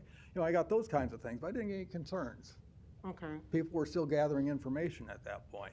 I did get people who would ask me, well, what is a CRA and what's that all about? And then I'd give them the same information I just shared with you today. Okay. And again, we did have, for this designation, we had a public meeting. We notified all the neighborhood associations within a mile of this place. And for those who took the time to come, I told them, you know, if you have more questions, my business card's over there. I'm not leaving until the last person leaves, but if you're in a hurry, take the business card and give me a call. So that public meeting that you had on January 19th, was that a Zoom call or was it videoed? It was not recorded, no. And Neeraj held it at his facility, and I'd asked him to set up a video conferencing capability. He let me down on that one. We did not have the video conferencing capability, unfortunately. So if I worked odd hours, didn't have the opportunity to attend the meeting, how would I get that information about the meeting? Call your neighbor, call your neighborhood association president. So you wouldn't take minutes to record minutes or anything like that and publish It's an that? informal meeting. We did not take minutes at this meeting. So if I'm a resident in an area where a proposed redevelopment plan is coming and I can't, for whatever reason, attend one meeting, then I'm just, for lack of a better word, just SOL. Well, after we had the informal meeting on this particular designation, and any of our designations, it does go to the planning board and then to the city council. So there's multiple opportunities to have your voice heard. Okay. Thank you. Thank you. Thank you. Mr. Palermo, you're recognized. Thank you, Mr. President. I want to say today in pre-council I asked, like I've continued to ask, and I might have a question for you, Don, if we receive plans on this area. And the reason is because I know this is at least the third time that it's tried to be developed. Are you aware in your time here that this proposed area has tried to be developed before? I'm not aware of any previous development efforts, no. Okay. My predecessor, Mr. Gernant, said that he's been through it at least twice. So that's why I keep asking for the plans. Now, we're here today for the CRA. I've personally been to 3 community meetings. One was the CRA and a couple other ones that were held. I've had 3 people opposed to this project. One of them we heard from today that has my cell phone number that I spent time on Thanksgiving weekend on the phone explaining that I did not see the projects, and therefore, just from reading in the paper, I couldn't make a decision. The other person, I believe to be her mom, and I'm just going to say this out here because I got called out in public, so we're going to tell people how this really works. that on January 23rd, I responded in an email. It did take me some time to respond, I'll admit that. But also left my cell phone and I haven't heard back. And then I got another email as well. Now, I've heard from a lot of people in the community that are in favor of this project. It's a big development. And I know I'm getting out of this CRA point, but that's where we've found ourselves here today. But it doesn't mean that I'm okay with property that is being bought and houses that are, I haven't seen, but houses that are being demolished. And the reason being is because this isn't the first time that somebody's tried to acquire this land. So I would say to the developer, although we know sitting here on the council, we can't tell private owners what to do. But if I had to make a recommendation to you, if you're gonna continue to possibly acquire property, that you not tear that down until you get through the further steps that will take place here at the council, which would be TIF, which would be planning board, which would be back to us, which would be probably back to us 2 or 3 more times for public hearing. And I ask you to do that out of respect for the neighborhood, because what those people don't know that think I don't care is my grandparents grew up in this neighborhood as well. I spent my whole entire childhood in this neighborhood. So we can't tell you what to do because it's private property, but what I would ask is that you wait on demolishing any homes that you wouldn't have to tear down until we possibly move forward. So to clear the air, I've had conversations on the phone. I've been to the public meetings. As a matter of fact, I believe this development group will present at SONA this Thursday, which I'm gonna try to attend. But I've also reached out to them and said, you need to reach out more. I personally asked you and told you I will not support a project that I do not have a community meeting that at least 1, hopefully 2, that you assume and move forward with on your own. Housing is a real issue. So is our kids in this community. And I know this development will bring opportunities to kids that we just haven't seen. But there's a fine line of trying to figure out how to do it and still preserve the neighborhood. There's some roots in that neighborhood. That's a proud neighborhood, and it's a historic neighborhood. So I would ask you, moving forward, if you're gonna purchase properties, go ahead, I can't tell you. But don't tear them down until we get through the process.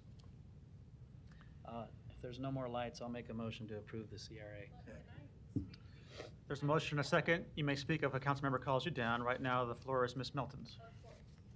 I'm good. There's a motion and a second. We can go ahead and vote. Okay, no further lights. There's a motion and a second on the CRA. Roll call. Melton. Palermo. Rowe. Bagley. Harding. Johnson. Mr. President. Yes. Item 15 is approved, 7-0. Item 16, to consider a Class IKE liquor license for Backstretch Bar located at 1911 South 67th Street. Public hearing and vote on number 16 is today. Proponents, please. Good afternoon, Mr. President, members of the council. My name is Vanessa Silk with Baird Holm, 1700 Farnham Street, Suite 1500. I'm here on behalf of the applicant, Land Yachts Hospitality LLC. They're doing business as the Backstretch Bar at the Inner Rail in Exarban, and they've applied to take over the liquor license. You have that full package in your attachments here, and I'm happy to answer any questions. I also have Mr. Mark Ringsdorf here, who is the manager for this liquor license. We welcome any questions that you might have for this. Thank you. Any other proponents that want to speak today? Seeing none, any opponents? Public hearing's closed. Motion approved. Roll call. Melton. Palermo. Rowe. Bagley. Harding. Johnson. Mr. President. Yes. Item 16 is approved, 7-0. Item 17, to consider a Class I liquor license for iSpa Lash Nail Lounge located at 14158 West Center Road.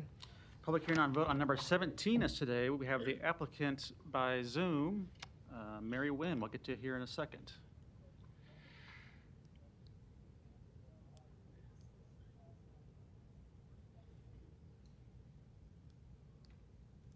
Okay, we think we have you off mute now if you want to try it.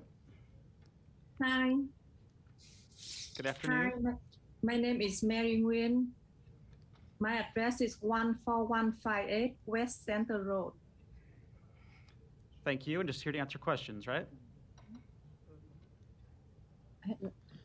Sorry, I couldn't hear you well. I said, thank you. You're just here to answer questions, right? Yes, I just have the public hearing today, and I don't know what I have to be here for. I just waiting for you. Thank you. You're doing fine. Okay, any other proponents that want to speak to number 17? Seeing none, any opponents?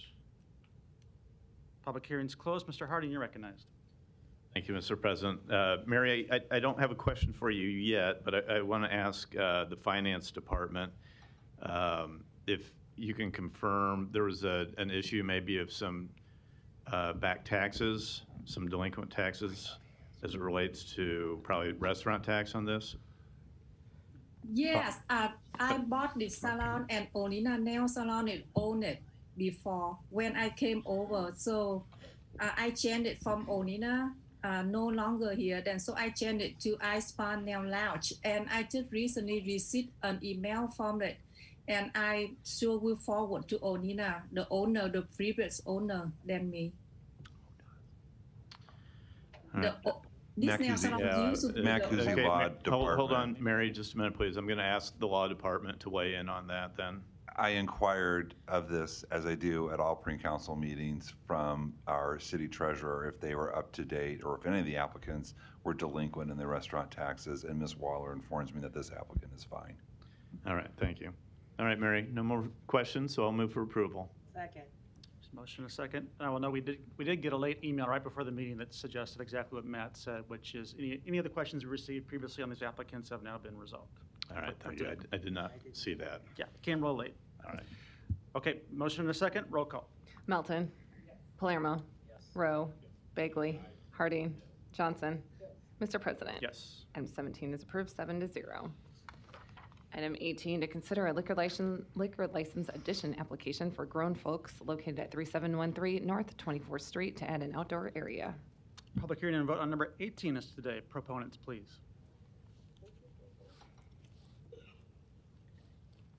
Just your name and address. George Robinson, 5416, Omaha 68152, owner of the Grown Folks. Here for any questions. Thank you. Any other proponents today? Seeing none, any opponents? Public hearing is closed. Ms. Johnson, you're recognized. George, if you don't mind coming back to the mic. How are you today? Oh, I'm fine. How are you? Good. So I just wanted to bring you back up to echo on the fact that you have been on 24th Street and your business has been there how many years? 3 now. 3? Coming up on 3. And since you've been there, have you, tell us a little bit about your presence in the area and the contributions that you do in terms of making that area more prosperous. Well, I've, between the areas of Pratt and Madison, I've worked with the 3 neighbors to the south. First one being a residency where I convinced them to upgrade their facilities. Also the barber shop, I convinced them pretty much to change their landscaping. Also worked with the Evans Tower to be more, to secure the property more, and they have done that since then. I've worked with Salvation Army to keep their properties clean. I've also worked with my neighbor to the right where she didn't have the funds for maintaining her property, so I cut down trees for her. I've also worked with the far lot close to Manderson, and I maintain their lot, and I don't charge them, so that's part of the improvement process on that block. I also worked with the all the neighbors to the east of me to clean up the alley, which I clean up for them, so. And so would you say that you provide a safe environment and safe area for the neighborhood? Very safe, very safe. You haven't had any issues with the police, traffic, and all of that? Not one. Okay. All right. So this liquor license, I'm going to go ahead and make a motion to approve that. Thank you. Thank you. Second. No further lights. Roll call. Melton. Yes. Palermo. Yes. Rowe. Yes. Bagley. Harding. Johnson. Yes. Mr. President. Yes. Item 18 is approved, 7-0. Item 19, to consider a special designated liquor license application for the Shakedown Street Tavern located at 2735 North 62nd Street for an outdoor music concert on July 1st and 2nd from 6 a.m. to 2 a.m. with music until midnight each night, alternate date of July 3rd. Public hearing and vote on number 19 is today. Proponents, please. Yeah, Ross Coley, 8805 Maple Street, along with co-owner Stephen Curry, 3810 Davenport, and counsel Dennis Coley, 28001 Heron Circle, Valley, Nebraska. Great. Here to answer questions. Yes, we are here to answer questions. Thank you. Any other proponents today? Seeing none, any opponents? Public hearing's closed. I'll just give you a pitch that I know you've been in before and have had some special SDL events there in Benson at your facility, and I think they've all gone great. I haven't had a single complaint, so I'm convinced you guys are doing a good job and know what you're doing. And I see you have music both on this event and also the event you're seeking next in May that'll end at midnight, right? Yeah, so I know that those times are 6 a.m. to 2. That's just to cover the alcohol as far as setup, tear down. As far as when will the actual sales of that will be, like anywhere from 2 p.m. will be ending at midnight outside. Both locations on 19 and 20, there will be a band that comes on at midnight indoor in the inside of the facilities in both of these respective ones. So we will try our best to shut down those events at 12, but we just want to be covered until 2 for obvious reasons. So sounds good. I would support that. Mr. Bagley, you're recognized. Thanks, Mr. President. I would request you guys ask the council president that if he bangs on the drums at that event. That's actually one of the. Then I'm coming. I want to put the heat on him. Our constituents in our area have been pounding the rock on. They want a reunion show from Mr. Festerson's band. So I'm coming if he's there. This is my formal request for a reunion show. Thank you, Mr. President. Yeah, All right, you're on. I was going to say you have your best Dave Grohl look today, too. Thank you. That was his. Celebrity in the midst. Oh, really? I was just gonna, I know you've been here before, but I just said to Amy, I'm like, doesn't he kind of look like Dave Grohl? And of course, I was like, who's that? Not the first time I've heard of that, actually. I actually had to take photos in the San Francisco airport, signed autographs, so. And because we're having this moment of levity, and we mentioned Dave Grohl, I got to mention Taylor Hawkins, too, as a drummer, and how tragic that was and how much we'll miss it. It's terrible. Yeah, I'm glad that you acknowledge that, too, because I was thinking about that myself. So it's a terrible loss for all music fans worldwide, so. Yeah.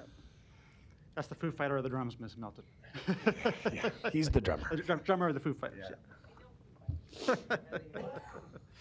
Okay. Any other questions for these guys?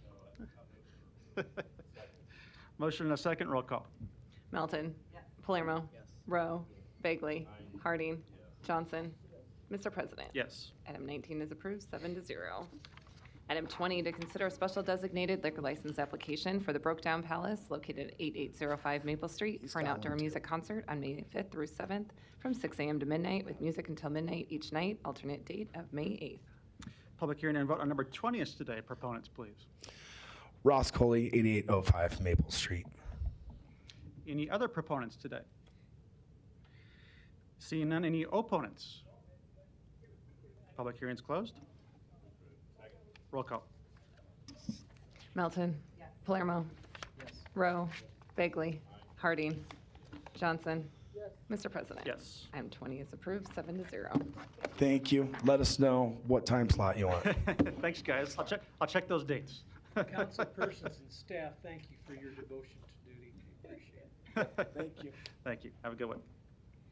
Item 21, to consider a special designated liquor license application for Omaha Festival for an outdoor music festival at Stinson Park on July 29th and 30th from 11 a.m. to 1 a.m. with music until midnight each night. Public hearing and vote on number 21 is today. Proponents, please. We have Emily Cox by Zoom representing Maha. Hi, can you hear me? It's a little bit quiet. Can you maybe turn it up or get a little closer to your microphone? Is that better? Yep, very good. Okay. Hi, Emily Cox, 5307 Newport Ave, Omaha, 68152. Here on behalf of Maha Festival to answer any questions. Great, thank you. Any other proponents today? Luis Jimenez, 2709 Dewey Avenue, and I want to show my support for this event today. Thank you. Thank you. Any other proponents? Seeing none, any opponents?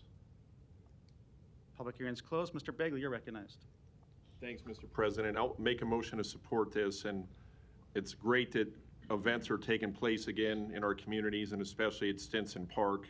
Great venue for concerts. I've been there many times, and for Maha Festival, there's nowhere better. Well, I shouldn't cheat on the other place in my district, but that really is a tremendous location and venue for this, so I'll be glad to support this and look forward to going on July 29th and 30th.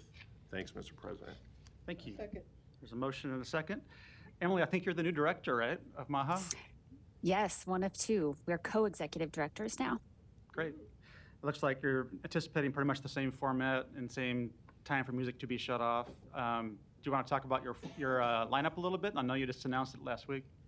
Yeah, we did. Our lineup is, we call it Super Buzzy. All the cool college kids know who's playing. I didn't know half the lineup when we booked it, but I'm not the target market. We've got Beach House, we've got Princess Nokia. I mean, it's a variety of genres and demographic and diversity. Lots of females being represented. We're very proud of our lineup. Excellent. We look forward to it. Thanks. Mm-hmm. There's a motion and a second. Roll call. Melton. Palermo. Yes. Rowe. Bagley. Harding. Johnson. Mr. President. Yes. Item 21 is approved, 7-0.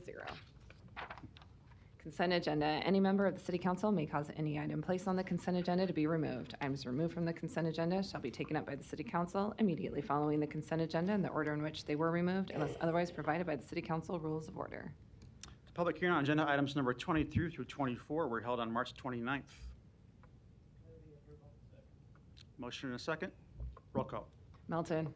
Palermo. Yes. Rowe. Bagley. Harding. Johnson. Mr. President. Yes. Motion passed, 7-0. The public hearings on agenda items number 25 through 52 are today.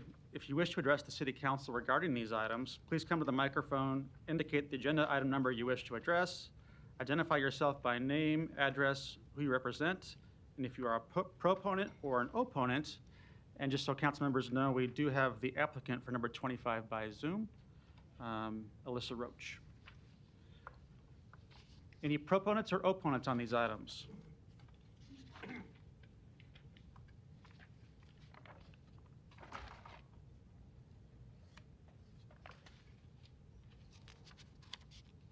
See none.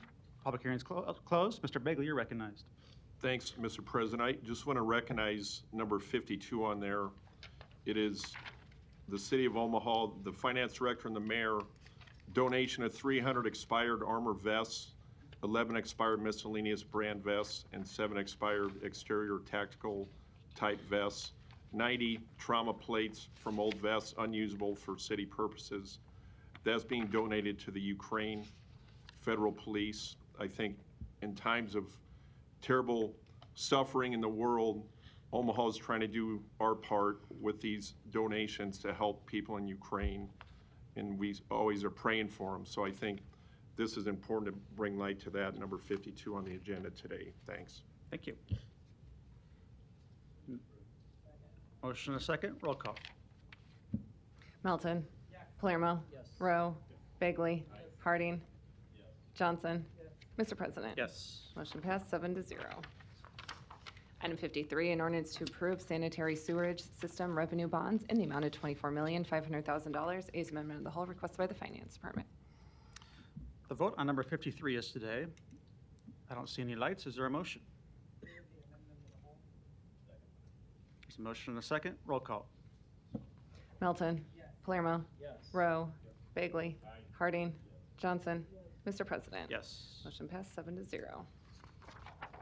Item 54, an ordinance to approve an interlocal agreement with Metro to form the Omaha Streetcar Authority. A is amendment of the whole requested by the Law Department. The vote on number 54 is today. No further lights. Is there a motion?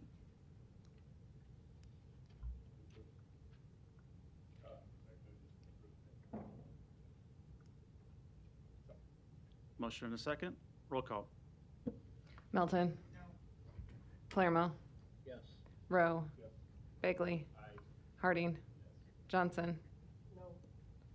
Mr. President. Yes. Motion passed 5-2.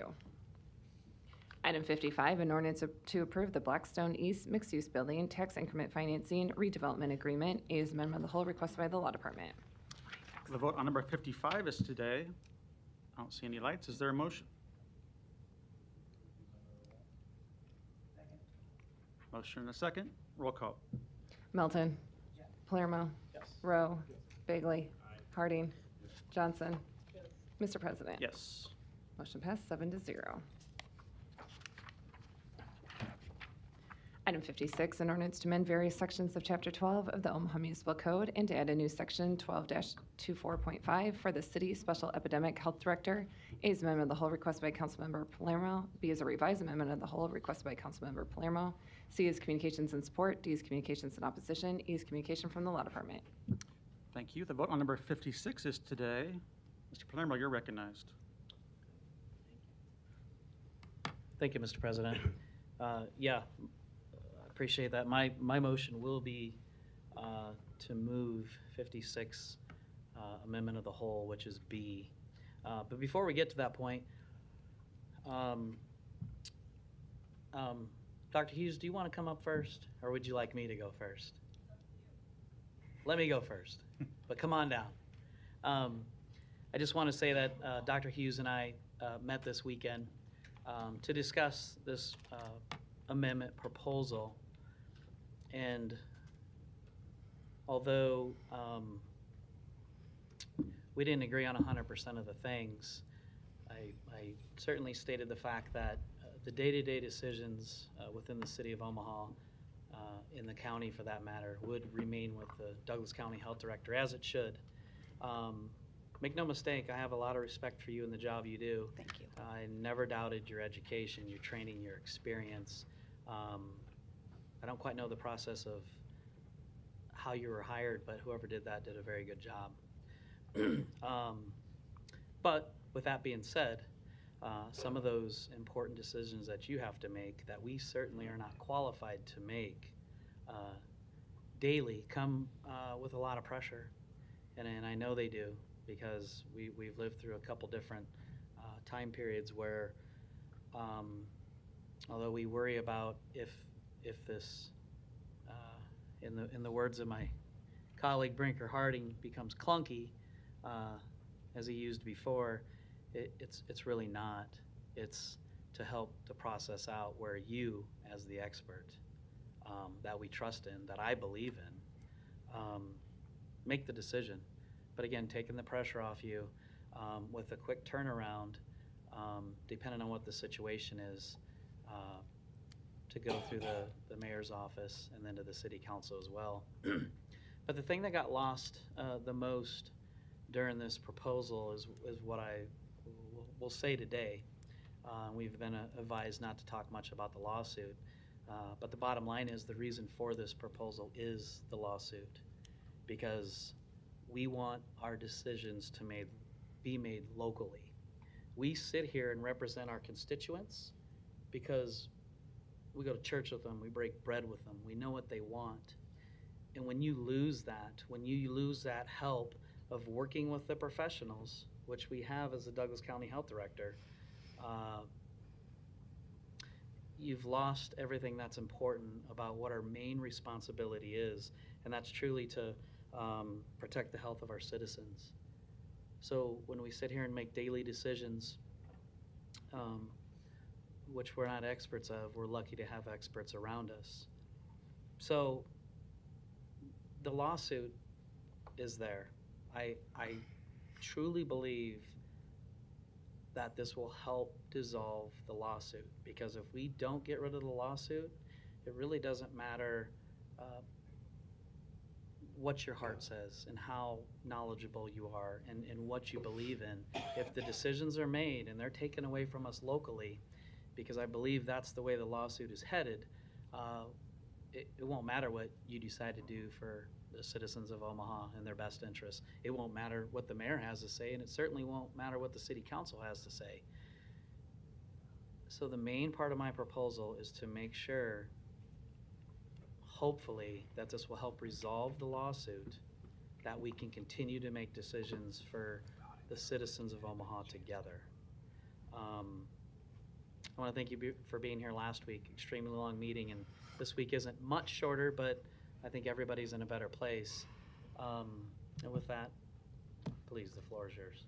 Thank you. I first wanted to... Before we do, I just want to point out there was a motion. There has not been a second yet. Okay. There's a motion and a second. Sorry about that. Lindsay Hughes, Douglas County Health Department Director. Thank you. First of all, I wanted to thank the members of City Council for your openness and your willingness to talk through what really amounts to a really hard issue, balancing the needs of public health with accountability. I happen to share Mr. Palermo's desire to make sure that public health decisions can be made locally. I think that's very important because we know what's happening at the local level. We need to be able to respond quickly at the local level. My biggest concerns, which I voiced last week, are really to ensure that we still have the ability to act just in our day-to-day roles, and then to also ensure that should the time come that we need to respond quickly to a public health crisis, that we're just able to move through whatever that process is very quickly and ensure that we are not causing further harm to the residents of Omaha who need our protection. So those remain my biggest concerns, but I do very much appreciate the opportunity and the time to meet with several of you over the past week and to just really get to know how we really do align on many of these issues. So thank you for that. Thank you. I appreciate you being here. And to continue on with the pending lawsuit that's there, if this helps resolve it, then great. We make these decisions together. I want people to hear this again so they understand what I'm saying. I believe if we don't dissolve this lawsuit now, it will move forward. And I don't believe that the county and the city will win moving forward. And that's definitely not what we want, because then we know who makes the decisions moving forward. And it's crucial for us that are involved, that are in the community, along with you, to make these decisions for our citizens of Omaha's best public health outcome. Thanks. Thank you. Thank you. Mr. Bagley, you're recognized. Thanks, Mr. President. Good afternoon, Dr. Hughes. Thanks for coming in again today.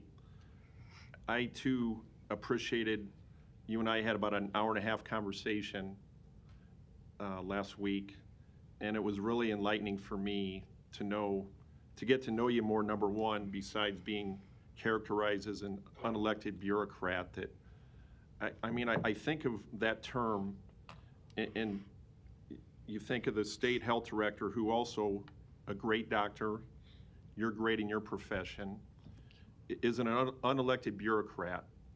And you can even think of the United States Supreme Court, the 9 smartest jurists in the land. They are appointed by the president, voted on by the United States Senate. They're on there for life. They don't answer to voters. They are unelected bureaucrats. Do I think they're bad? Absolutely not. So that term that got thrown around, bureaucrat, I think it's unfair to you. So my comments today are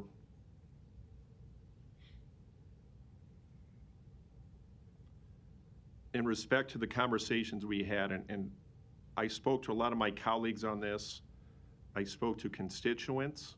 I spent a lot of time getting people's input on this. And I share Councilman Palermo's concern with, if this litigation goes forward, the last thing I want to do is strip you of making local control decisions for public health. If it got to Lincoln, that's government overreach, maybe you want to say, that's my words, that somebody outside our local control is going to make that decision on public health. So I think the compromise that Councilman Palermo, who put a lot of work into this, and he and I have talked a lot, I'm supporting his recommendation on this because, number one, I don't want this litigation to go forward, and I don't want you to get stripped of your authority.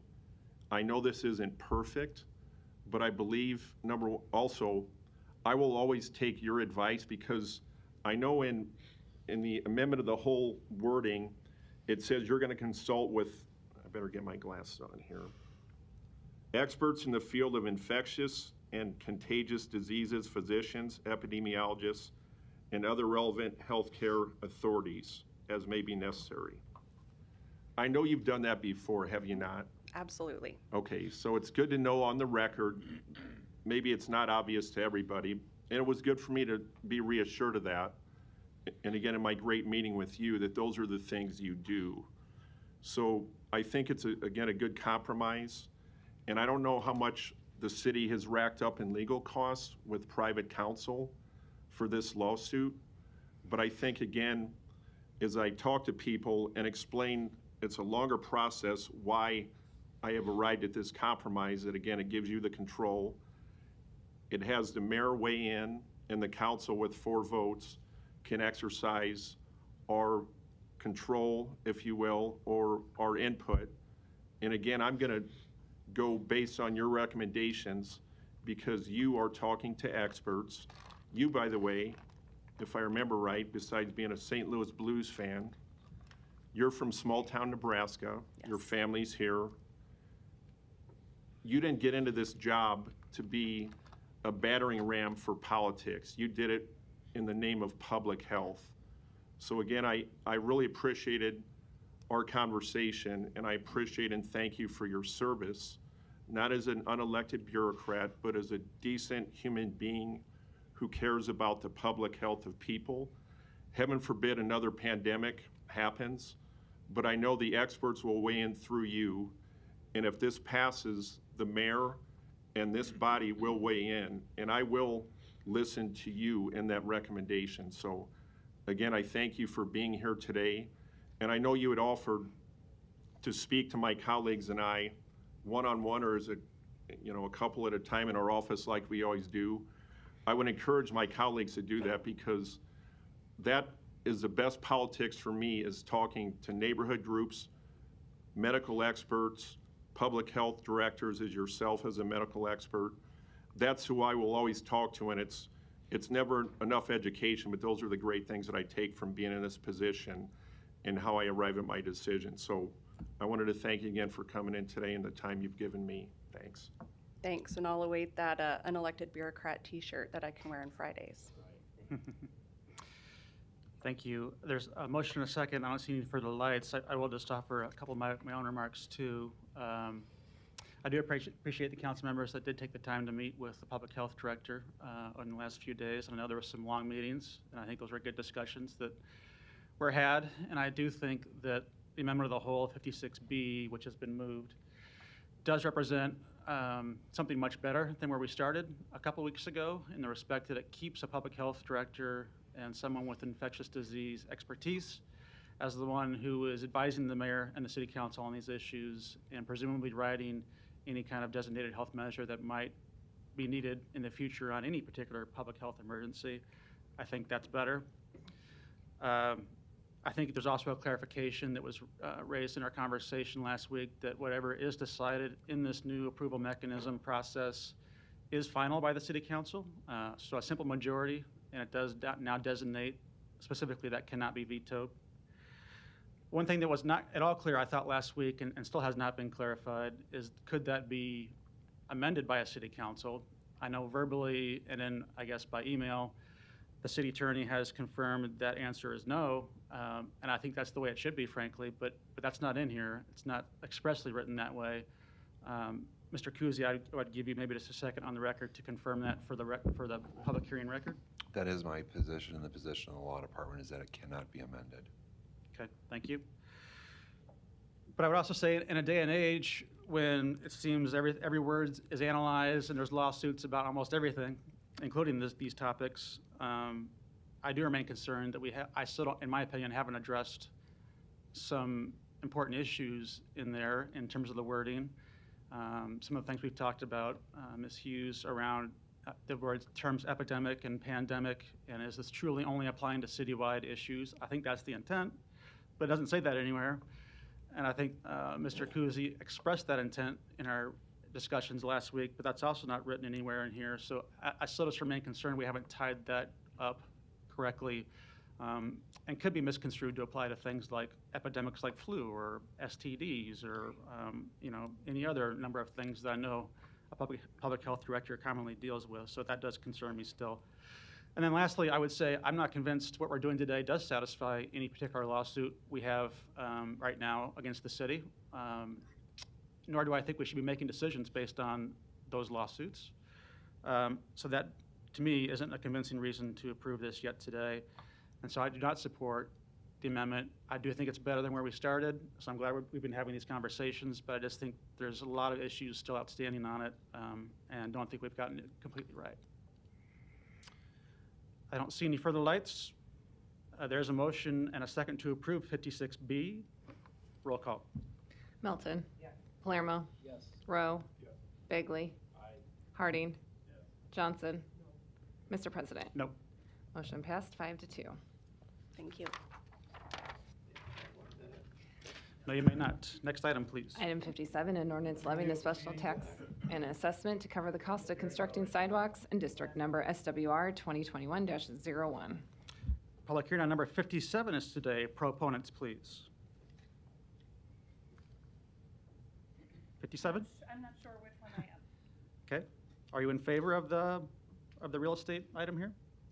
I am here as someone who has had a Come on down. assessment assigned, I guess.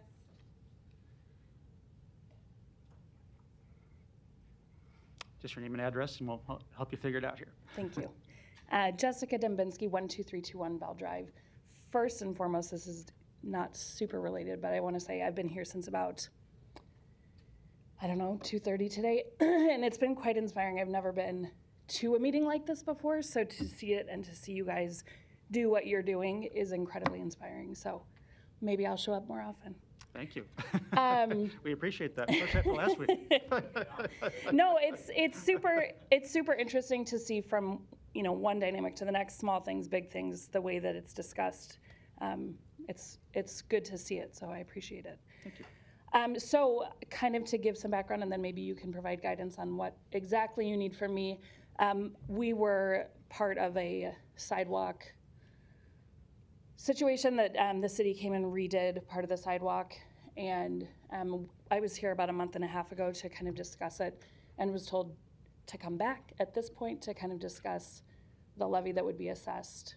So I'm here to discuss that and to see what I can do to kind of come to an agreement on the fact that I just don't feel like we were given enough notice about the work that was being done. If we were given more notice, we would have completed the job that we had started. Initially, we were given information in March of 2020 that work was going to be done on the sidewalk. Work wasn't done. We contacted the city. They said the project had been put on hold. We had done partial completion, and as evidenced by what the city did end up replacing, they did find what we did sufficient to solve the problem. A year and a half later, September 2021, we ended up waking up to contractors being out ripping up the sidewalks. We were not given any notice that they were coming out. We were told that things were put on pause because of COVID, and we were of the understanding that we would receive notification. I know the last time that I was here, there was a gentleman that was representing the contractors that said that they're, on occasion, they do miss putting the flyers in people's doors. I said that a few of my neighbors were also supposed to receive some work done. I confirmed with them that they did not receive any information from the city saying that the work was being picked back up again. So now I'm being charged, I think it's around $1,200 for the work that was done. not denying that the work was done, because it definitely was, but we were able to complete something that was sufficient according to the city, because there's a significant portion of the sidewalk that was not torn up, so that was deemed sufficient. And we were able to complete that for about $45 to complete the entire job. It probably would have cost us another $100, if that. At a time when, you know, you're in the middle of recovering. I was laid off during COVID from my position at work. We're recovering financially, so having a $1,000 payment versus $100 is pretty significant. Thank you. I do remember your case. I'm sure others do now too from the Board of Equalization. And although we have you testifying as a proponent, I'll note that you're, in your testimony, obviously you're expressing concern about your particular assessment in this special tax and assessment group. So I'll come back to you here in a minute. Sure, okay? Thank you. All right. Are there any other proponents to number 57? Seeing none, any opponents? I'll close the public hearing. Mr. Harding, you're recognized. So I finally found the case. So it's, was it 12321? Yes, yeah, correct. Bell Drive. And I too remember this case at Board of Equalization. So this is just the public hearing today, I would note, and I don't think we have anyone from Public Works here that could give us or remind us of all the information and their position on what they presented at Board of Equalization. So I just wanted to let you know that we don't vote on this yet today. So we will have someone from Public Works here next week to answer questions that the council may have, which I'm sure not all of us remember every detail of it. And I'll also, can I make a motion to continue the public hearing even though this is not something we're voting on today? I can. So I closed the public hearing. Is that a problem, or can he? I think we can continue, but we'll just plan on calling her up. How's yeah, that? So I will be out of town visiting family, unfortunately, next weekend. Next week, so I won't be here. Would you be here the week after? I could potentially. Is joining via Zoom an option? Because Sure. I could do that. I could do Zoom's that. on. Okay, I'll be in Ohio. Great, because we can vote on it next week on the 12th. So and we will allow you to Zoom in, and we can call you up and ask a question, which one of us will do, surely. Okay. Thank you. Ms. Melton, you're recognized. Yeah, I have a question on, because I mean, $1,000 all at once could be difficult. What are the payment options for these? Can you do payments? Does anyone know? I'm not sure, Mr. Kuzi, if you. Amy? Oh. I'll try. Okay, The thank law you. department, it depends on the amount. Correct. Oh. So So I- Mr. Stubbe, can you answer? I think it's up to 500 has to be paid the first year. And I think if it's up to, I think, $999, it can be paid through the second year. So the potential is because of the amount, I think there's 3-year payment, if I'm not mistaken. Mr. Stubbe's right. Mr. Dowding's helping me. Stubbe's right. It's on the record. I'll never take it back. If nothing else, I'm glad I could provide that for you today.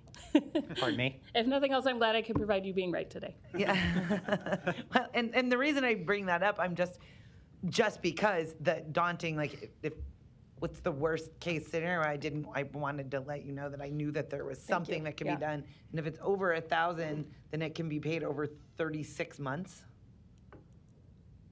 Okay, thank you. Just wanted to let you know. Is there interest on that? Or no interest if it's paid within the 3 years? Does anyone know? By Bob Stubbe, Public Works, I believe by code there is interest that's also charged on that, if I'm not mistaken. Okay. Thank you. You're welcome. That was my question. Thank you. There's no further lights. Thank you for coming down, and we'll talk to you next week. Thank you. All right. Item 58, an ordinance to approve the Local 251 collective bargaining agreement for the years 2021 through 2025. Personnel Board recommends approval. Public hearing on number 58 is today. Proponents, please. Good evening, council members. David Grauman, City Labor Relations Director, 1819 Farnham Street. Mark McQueen, work with Baird Home Law Firm, 1700 Farnham. I acted as lead negotiator for the city along with Dave Grauman and Deb Sander.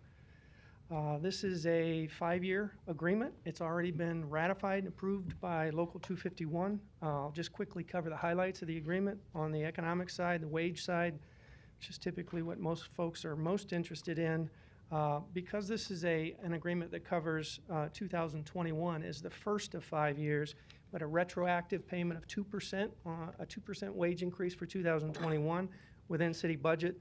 2022, the average wage increase is 6.28%. That's atypically high in the city's negotiating history. A reason for that is the city adopted a very unique approach to these negotiations, conducted an extensive wage survey, took a look at the Omaha market and the CIR appropriate array, and essentially tried to give the employees the benefit of whichever market was more employee friendly. The idea behind that was eliminate CIR type of exposure, but far more importantly, help with the city's recruiting efforts. So we had an unusual settlement for 2022, and then the remainder of the 3 years of this 5-year contract, 2% per year increase. In connection with that, we also increased the number of pay steps from 6 to 11, so it takes longer for employees to move from the entry-level step to the top step. Also increased shift differentials, 25 cents for the second shift, 40 cents for third shift. We introduced some pay incentives for certifications for auto mechanics and for a master's degree for those employees working for the police department.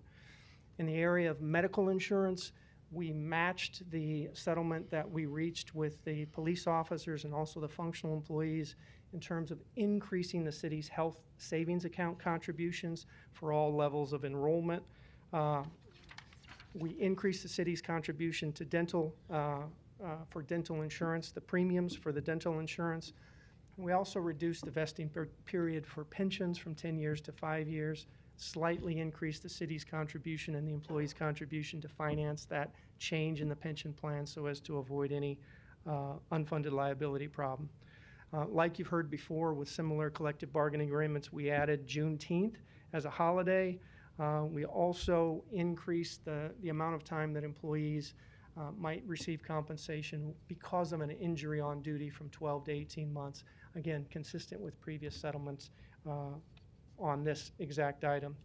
And then with the Local 251 contract, there's a great deal of language changes. I'm not going to address that or try to address that here today in the interest of time, but to the extent you have any questions about language changes, be happy to address those as well. Thank you. Any other proponents today? Now we have Local 251 leaders here to speak. Good evening, Mr. President and other council members. Scott Dombeck, 5013 Cass Street. I am Vice President of AFSCME Local 251. First, we'd like to thank Deb Sander and Dave Grauman and all the staff in the HR department that put in the incredible amount of work on this contract. Deb was generating spreadsheet after spreadsheet. They came to our ratification meeting to explain some of the complexities of the wage structures to our membership. They went out of their way to do an excellent job of presenting the contract to our membership, and we thank them for that. Local 251 supports the contract. Our members overwhelmingly approved to accept it, 232 to 65. As was stated, the contract provides approximate 6.5% wage increase average for our group. There's 64 different job classifications within this group, and many of them were far behind where they needed to be in terms of wages, and this contract goes a long way in correcting those deficiencies. And we're confident that this will help solve some of the long-standing problems and staffing in some of these job classifications, as well as encourage employees to stay with the City of Omaha. So for those reasons, we urge the City Council to vote in favor of this contract. And we encourage any members of the public who are considering coming to work for the City of Omaha to get online and apply. You're speaking Deb's language. Thank you. Any other proponents today? See none, any opponents? Public hearing's closed. Ms. Johnson, you're recognized. Thank you, Mr. President. I would like to thank the bold leadership and all the hard work and dedication placed in adding Juneteenth as a holiday. The community sees this as a very grand and significant contribution to the City of Omaha as a whole, and a step in the right direction to something that was long overdue. Thank you. Thank you. I agree with that notion, and I think by function of these next three items, that'll be the case for all city employees, correct? Except fire. Okay. Fire bargaining. Do you want to come to the microphone? Oh, I'm sorry. Yep. Except for Deb Sander, City HR, we have negotiations that will start with the fire bargaining unit. Fire bargaining unit does not yet have Juneteenth. Neither does the fire management union because their contract is up at the end of this year. So we'll be negotiating that going forward with both of those groups. Good. So soon to be, which I think is also positive. And then Deb, as long as you're at the podium there, so one of the major things in this agreement and also the next two agreements is not just the wage increases in the 5-year deal and the pension updates and the healthcare updates, but the pay compensation that was alluded to. So I want to thank you for your work on that. I know that's not a simple thing to do when you're talking about over 3,000 employees and very disparate jobs and functions, and the city hasn't done that in a long time in terms of updating its pay structures to reflect the market. And as Mr. Dombeck noted, hopefully what that does is make us more competitive in a very competitive job market, and in particular as it applies to Local 251, where we know there's great needs, and particularly with the AEO ones and street maintenance and things like that we've talked a lot about in this forum, and we hope this helps correct. The last thing I would ask, it might be more of a finance question. We talked about it this morning, but I think it's important for folks to know that even with all those adjustments and subsequent percentage pay increases in out years, the biggest impact in a positive way to employees is in 2022, as Mr. Dombeck noted, somewhere around an average of 6% increase in salary. For the knowledge of taxpayers, I want them to know that was accounted for in the 2022 budget and it does not create any kind of situation or deficit in our current year budgeting. That is correct. The wage adjustment account was placed at around 6% to ensure that we would have the funds to cover the negotiated contracts. Great. So it's good planning. And I would also commend all interested parties and party to the negotiations for their work on this and for bringing us to this point. Thank you. No further lights. Next item. Item 59, an ordinance to amend various sections of Chapter 23 of the Omaha Municipal Code for SimTech for the years 2022 through 2025. Personnel Board recommends approval. Public hearing on number 59 is today. Proponents, please. David Grauman, City Labor Relations Director, 1819 Farnham. Mark McQueen, Baird Holm Law Firm, 1700 Farnham. Once again, acted as lead negotiator with the city, partnered up with Dave Grauman and Deb Sander. The economic terms here are very similar to Local 251. This is a 4-year contract. However, first year of the contract, 2022, average increase or overall increase 5.27. Again, because of this unique approach to the negotiation and the good work that has already been acknowledged from Deb Sander and surveying and coming up with unique wage scales and competitive wage scales for each of the job classifications. We increased the shift differential for the SimTech employees, much like we did with Local 251. In 2023, 24, and 25, modest 2% wage increase in each of those years. We increased the longevity pay for SimTech very modestly. We adjusted the pension to change the vesting period from 10 to 5 years, identical with what we did with 251, and financed it in the same way. We also added the Juneteenth holiday for Simtech as well.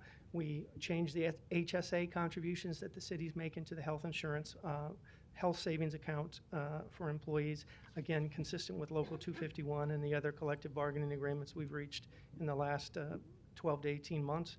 And we've slightly adjusted the FMLA provisions under this contract so that employees, when they need to take care of a family member in a condition that qualifies for the Family Medical Leave Act leave, are eligible to use their paid sick leave for that type of leave. Last but not least, we changed the working out of classification compensation program so that employees become eligible for that after 6 consecutive shifts. So once again, very similar to what you saw with the Local 251 contract. This contract's also been approved by the union, and that's all I have in support of. Thank you. Any other proponents that want to talk today?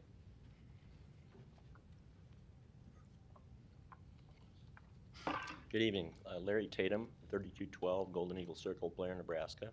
I work with the City Public Works Department, Facilities Management Division. I'm currently the chairman of the board of Simtech Union. I'm just here to voice my support on the proposal that's been tendered. You know, we worked a long, long time. We spent, I don't know how many hundreds of hours, literally, going through this data, sorting out data, trying to figure out what is right and what is not. One thing that we did this year that's a little different is we were able to use survey data from various sources. And one of my big complaints has been the last 2 negotiations that we don't look at the local data. We look at comparable city stuff, which is great, but who really cares what the wages are in Wichita, Tulsa, Oklahoma City? What counts is what's going on here around our city. And it became very obvious here in the last 2 years that we're having some difficulties along those lines. When we looked into those details, it became very apparent that the problem was with the wages. You know, our benefits are pretty darn good. The problem was our wages were way down here. When you add them all up together, it does not create a package that is intensely desirable in the local area, and we begin to have trouble getting people to come to work here. That's a shame, folks, and it's, having been here since about 1997, I've seen a lot of things come and go here. This is a process that I think has never happened here since I've been here. Very unusual and commendable to all, and I appreciate all of your help. Deborah, I don't know how we'd have done this without you. We think it's a good, fair program for everybody, and I really do sincerely believe, as Scott says, that this will cure a lot of our employment ailments that we have currently. We'll get some people very interested coming back to work here and keep them here because we can keep them here for a long time based on the wage payment schedule. That's about all I had to say, folks. Here for questions if you have any. Great, thank you. Any other proponents? Jared Anderson, City of Omaha, Human Rights and Relations, Secretary of Simtech. I just stuck it in because I was already here. I didn't think I'd go till 6, but I second what Larry said. The board actually was created the last round that we did this, and between Deb and Larry and their experience and the hours they put in and all the other board members, this was a kind of a monumental task being new to the city. I've only been here for a few years. I did think it was important to stay and at least voice my support for it because I am part of the new generation of who's going to, hopefully be with the city for several decades. As Larry transfers out over the next 5, 10 years, who knows? We wanted to make sure that we showed his support. The board had somebody else here, so he didn't think he was all alone. This was overwhelmingly passed, and that's the thing that sometimes gets lost with our membership at times. This is a collective bargaining group. We do what's best for the collective group as a whole. So by no means is this perfect for every individual necessarily, but as a whole, all the work that we put into this, it turned out to be a very good, what we believe is a very good contract for the 275 or so members that work here. So I stayed in, just like I said. That's all I have to say. Thank you very much. I hope you guys pass it on through. Thank you. Thanks for your work, too. Any other proponents today? Seeing none, any opponents? Public hearing's closed. Mr. Bagley, you're recognized. Thanks, Mr. President. As someone who, in my job as a union leader, has been in several contract negotiations since 2007, it was great to see, and Deb and Dave that work for the city, and Mark that is the outside counsel that leads in negotiations, the process that's that the city uses. And it's good to see you got ratifications on these, and the union leaders are here today that supported it. So I commend you guys on the work you did.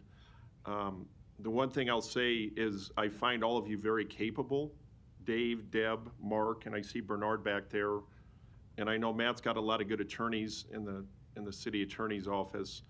My hope is in the future that the contract negotiations will be done in-house. I think that's important from my perspective to have in-house counsel doing that. And I know Dave, you have the background for it, and I know Deb, you're very experienced.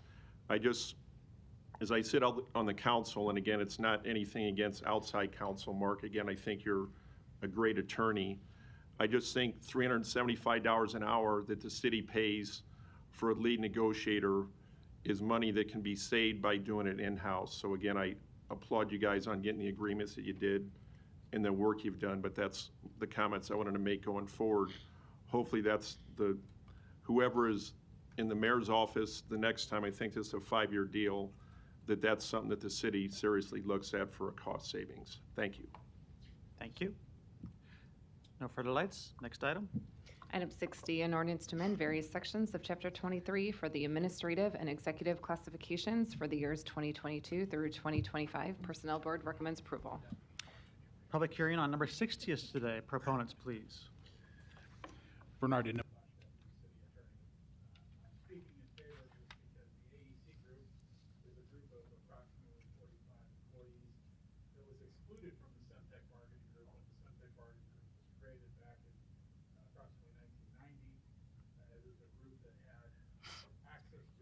Labor relations information. So what occurs in this particular contract is similar to what has occurred in the past, and that is the AEC group generally has had terms and conditions of employments that are established similar to those that are established for the Semtech bargaining group, and that's what occurs in this particular case.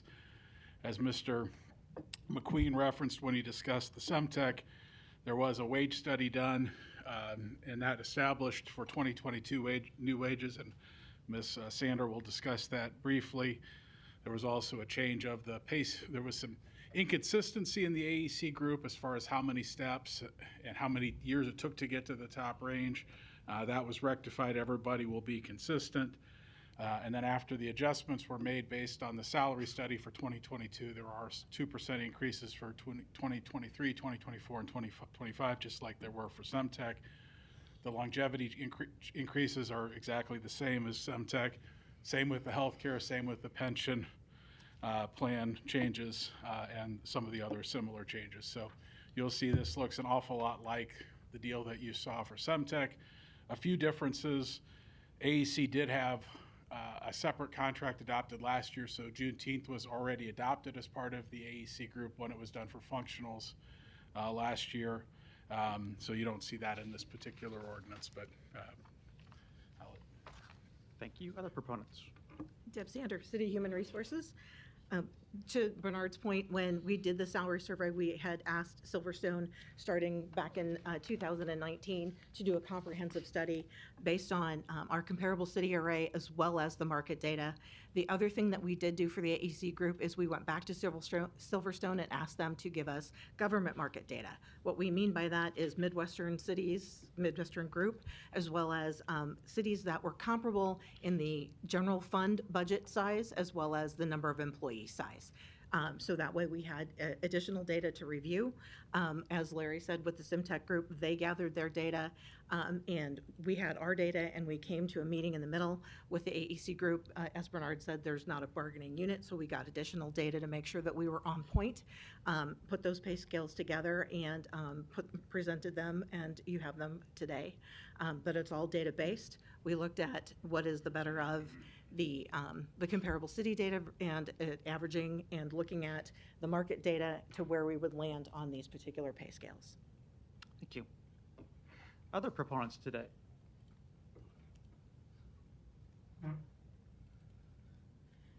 Luis Jimenez, 2709 Dewey Avenue. Just want to make an observation. I know Mr. Endenbosch, and I don't consider him a bureaucrat. I consider him a technocrat. Thank you. Any other proponents? Seeing none, any opponents? Public hearing is closed. Mr. Rowe, you're recognized. Thank you, Mr. President. I serve on the HR committee with two other of our colleagues up here, and I just wanted to express appreciation to Deb and to Dave and Becky, the whole team. I hope you express our appreciation to your whole group, because we know how difficult it is to work on these negotiations. It's give and take and a lot of time and a lot of work. And so we just want to express our appreciation to the whole team for the effort that they put forth to get us to this point. So thank you. Thank you. Thanks for being here. Next item. Item 61, an ordinance to create and establish a charter study convention. Public hearing on number 61 is today. We'll have Mr. Kuzi start with a few remarks as a proponent to kind of explain what's happening here and what the process is. Matt Kuzi, City Attorney, Law Department. Bernard Indenbosch, Deputy City Attorney, is also here. As required by our own charter and by Nebraska law, we are required to have a charter convention no later than every 10 years, the last one being in 2013. The decision was made to convene a charter convention this year, not being 10 years, but 9 years, to coincide with the November general election. What the charter convention consists of are 7 people who are technically nominated by the mayor. I know that a hybrid system was done this year in terms of nominees from both the mayor and from the council, who will review the charter, take input from the council, the mayor, the departments. Also, a process can be developed where citizens can also make suggestions for changes to the charter. Any changes that are recommended by this organization then go to the council. It will go through the normal legislative process before anything that works its way through that being placed on the ballot in November for a vote of the people on the ballot. Thank you. Bernard might have things to add. I didn't miss anything. All right. Bernard, the technocrat? It's better than autocrat, I guess. Any other proponents on number 61? Good evening, members of the council, Madam Clerk. Congratulations on your recent award. My name is Mark Brannon, 6915 Evans Street. I think it's a great idea to convene the Charter Study Convention. I do take issue with one point in that previously the Charter Convention studies were made up of 25 members, dating back to, I believe, 65 was the last time it was 15 members.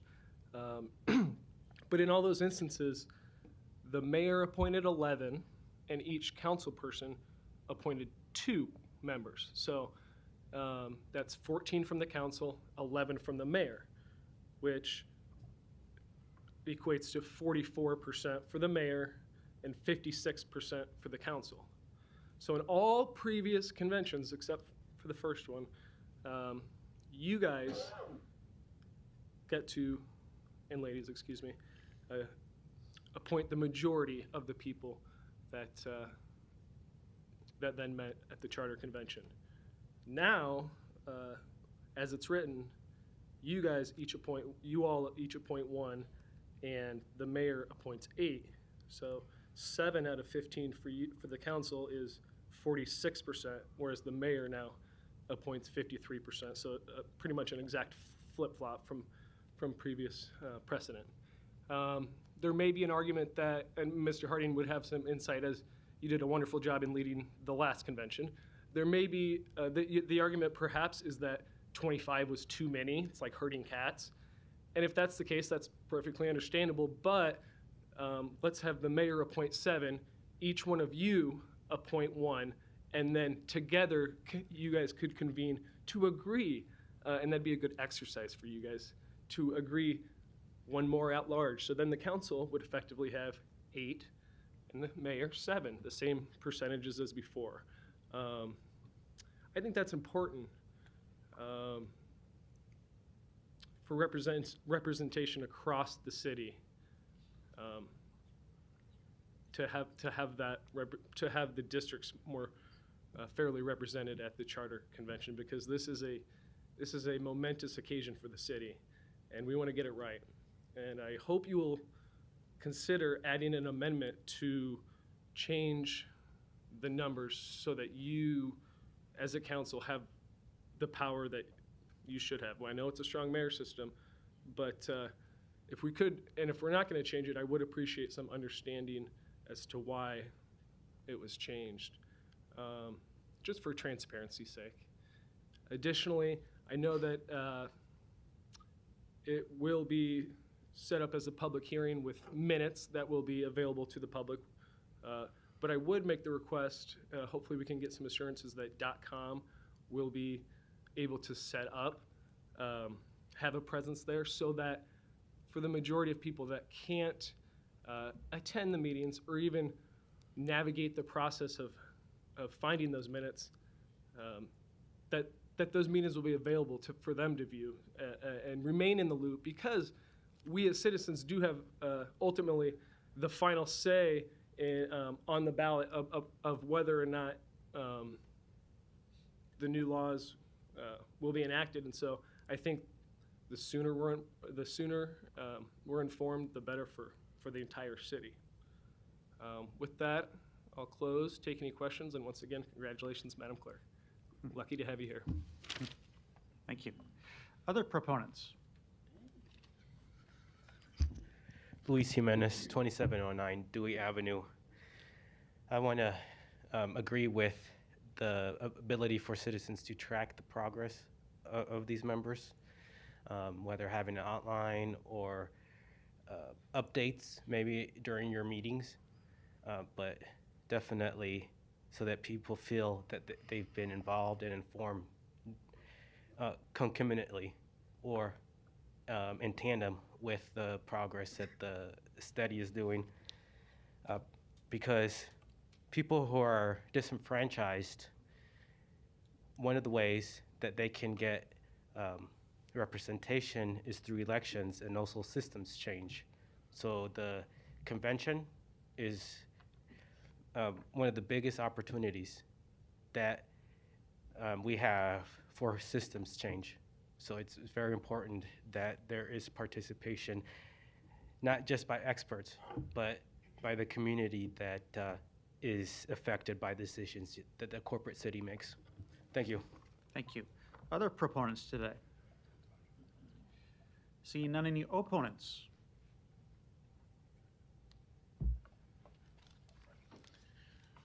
Larry Storr, 5015 Lafayette Avenue, Omaha, Nebraska, 68132. I am opposed to this ordinance because I don't think the public citizen knows what you're going to be up to. We haven't heard about anything like that I know of, at least recently. There may have been one reading, but you don't really read them to us. And I'm opposed to it for a number of other reasons. We want input into the rules. So I'm going to mention the Open Meetings Act because I think you violated it tonight. One of many times probably. But so, because you opened up. Larry, I don't agree with that analysis. We're talking about the Charter Convention. I have a right if you'd like to address talk. That. You may address the Charter Convention, not I'm the rules. talking on this. You're changing the charter without my input, without other citizens' input. And I am required by law to give you notice. That's not correct. That you are violating the Open Meetings Act, or I don't have standing. That's what I am doing. That's not correct. Ask the city attorney, ask the county attorney. I will I have to object to you today. Well, and if none of you object to him, and I object to your testimony right now, and I think we're going to have to ask you to leave. That's the way it reads. Please. You're not addressing the issue. And this is the 5th time you've testified today, and you're not addressing the issue. Thank you. Any other opponents today to number 61?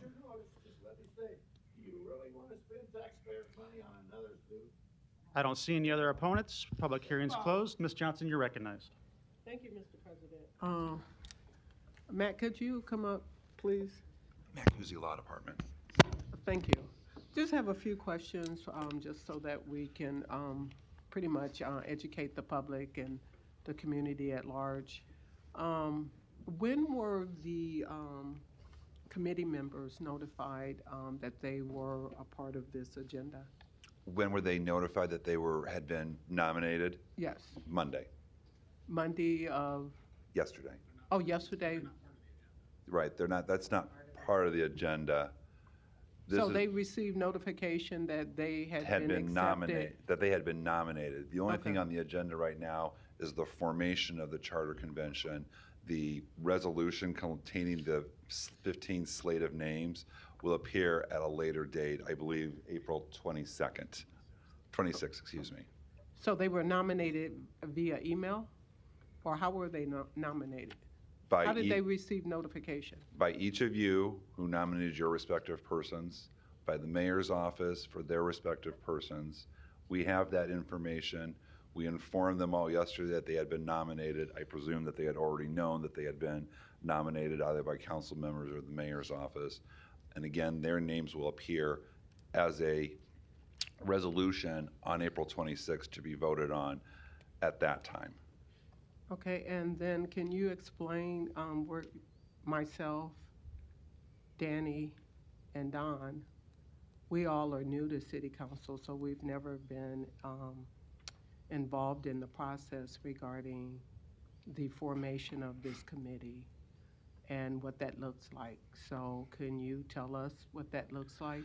There's very little guidance in the ordinances, the charter, or the state statutes about a charter convention. There really isn't any guidance from them. There's nothing that says how many members it has to be.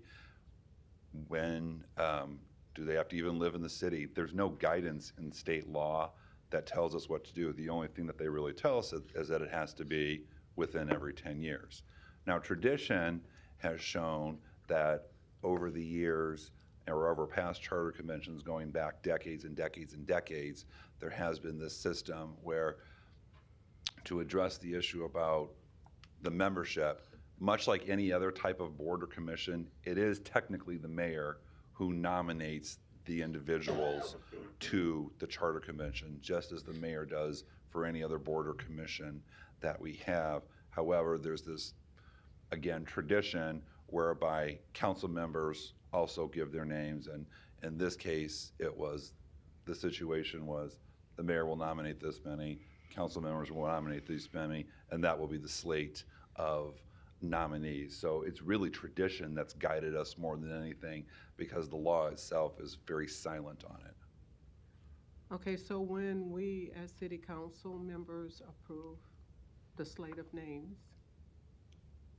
and this committee began to have meetings to review the charter, can you tell me what that structure would look like? That structure will look very similar to what is happening in this room right now. The number was brought down from 25 to 15 because it's fluctuated over the decades between those two numbers. And again, there's no set number of how many there have to be. But when I briefed the council and the mayor's office about this several months ago, COVID was an issue. We took that into consideration. 15 is a little bit more manageable than 25. And also, if you look both where you're sitting and behind you, we can fit 15 people in this room. This room is more conducive to having public hearings and also broadcasting it. Mr. Indenbosch can tell you that 10 years ago, when they held the charter convention meetings, it was in the floor below us, not where we have pre-council, but on the room opposite to it, and that was not very conducive to work. Poor sound quality, poor room for people to come and speak to them. So 15 also coincidentally will help being able to have the meetings also in the legislative chambers where they can potentially be broadcast. And it's just, it's a place where people know to come to address their government. So we all know that as committee members, there has to be some kind of structure, such as how the meeting will be led, organized, and controlled. Can you tell me a little bit about that? Yes, on the very first meeting that the Charter Convention has, the ordinance will have someone who is named as call it the interim chair.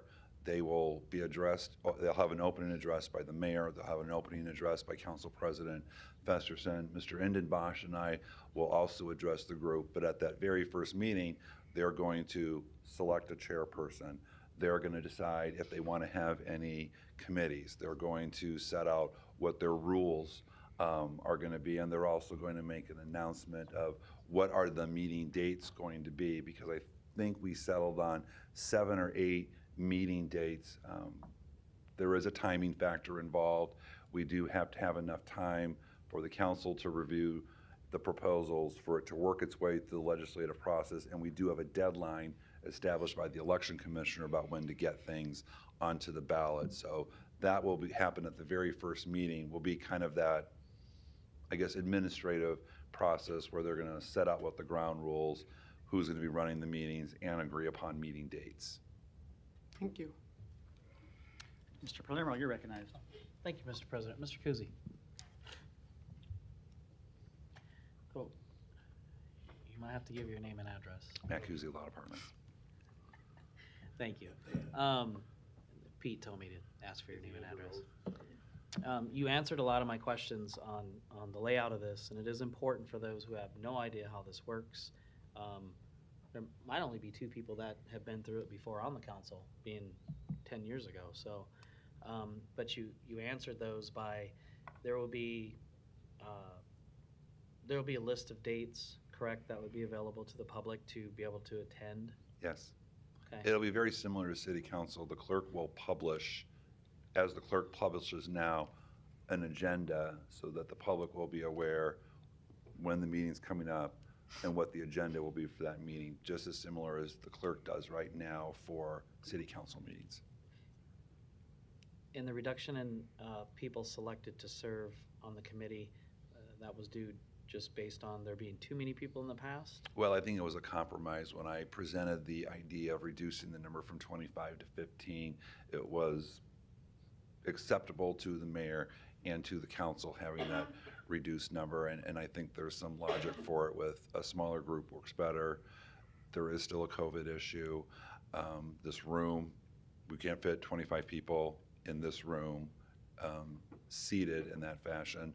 Those were all factors that went into it. I looked at some of the work that had been done in previous charter conventions from Mr. Kratz's records and even his predecessors' records, and it did appear that 25 was too many, so let's try 15.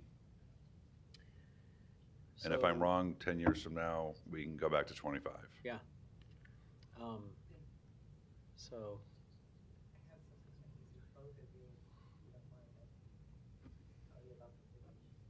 Sure. In that prefatory synopsis, when Omaha initially elected on May 15th, 1956, pursuant to the Nebraska Constitution, Omaha elected 15 members of the Charter Convention for the purpose of studying and examining the government of the city.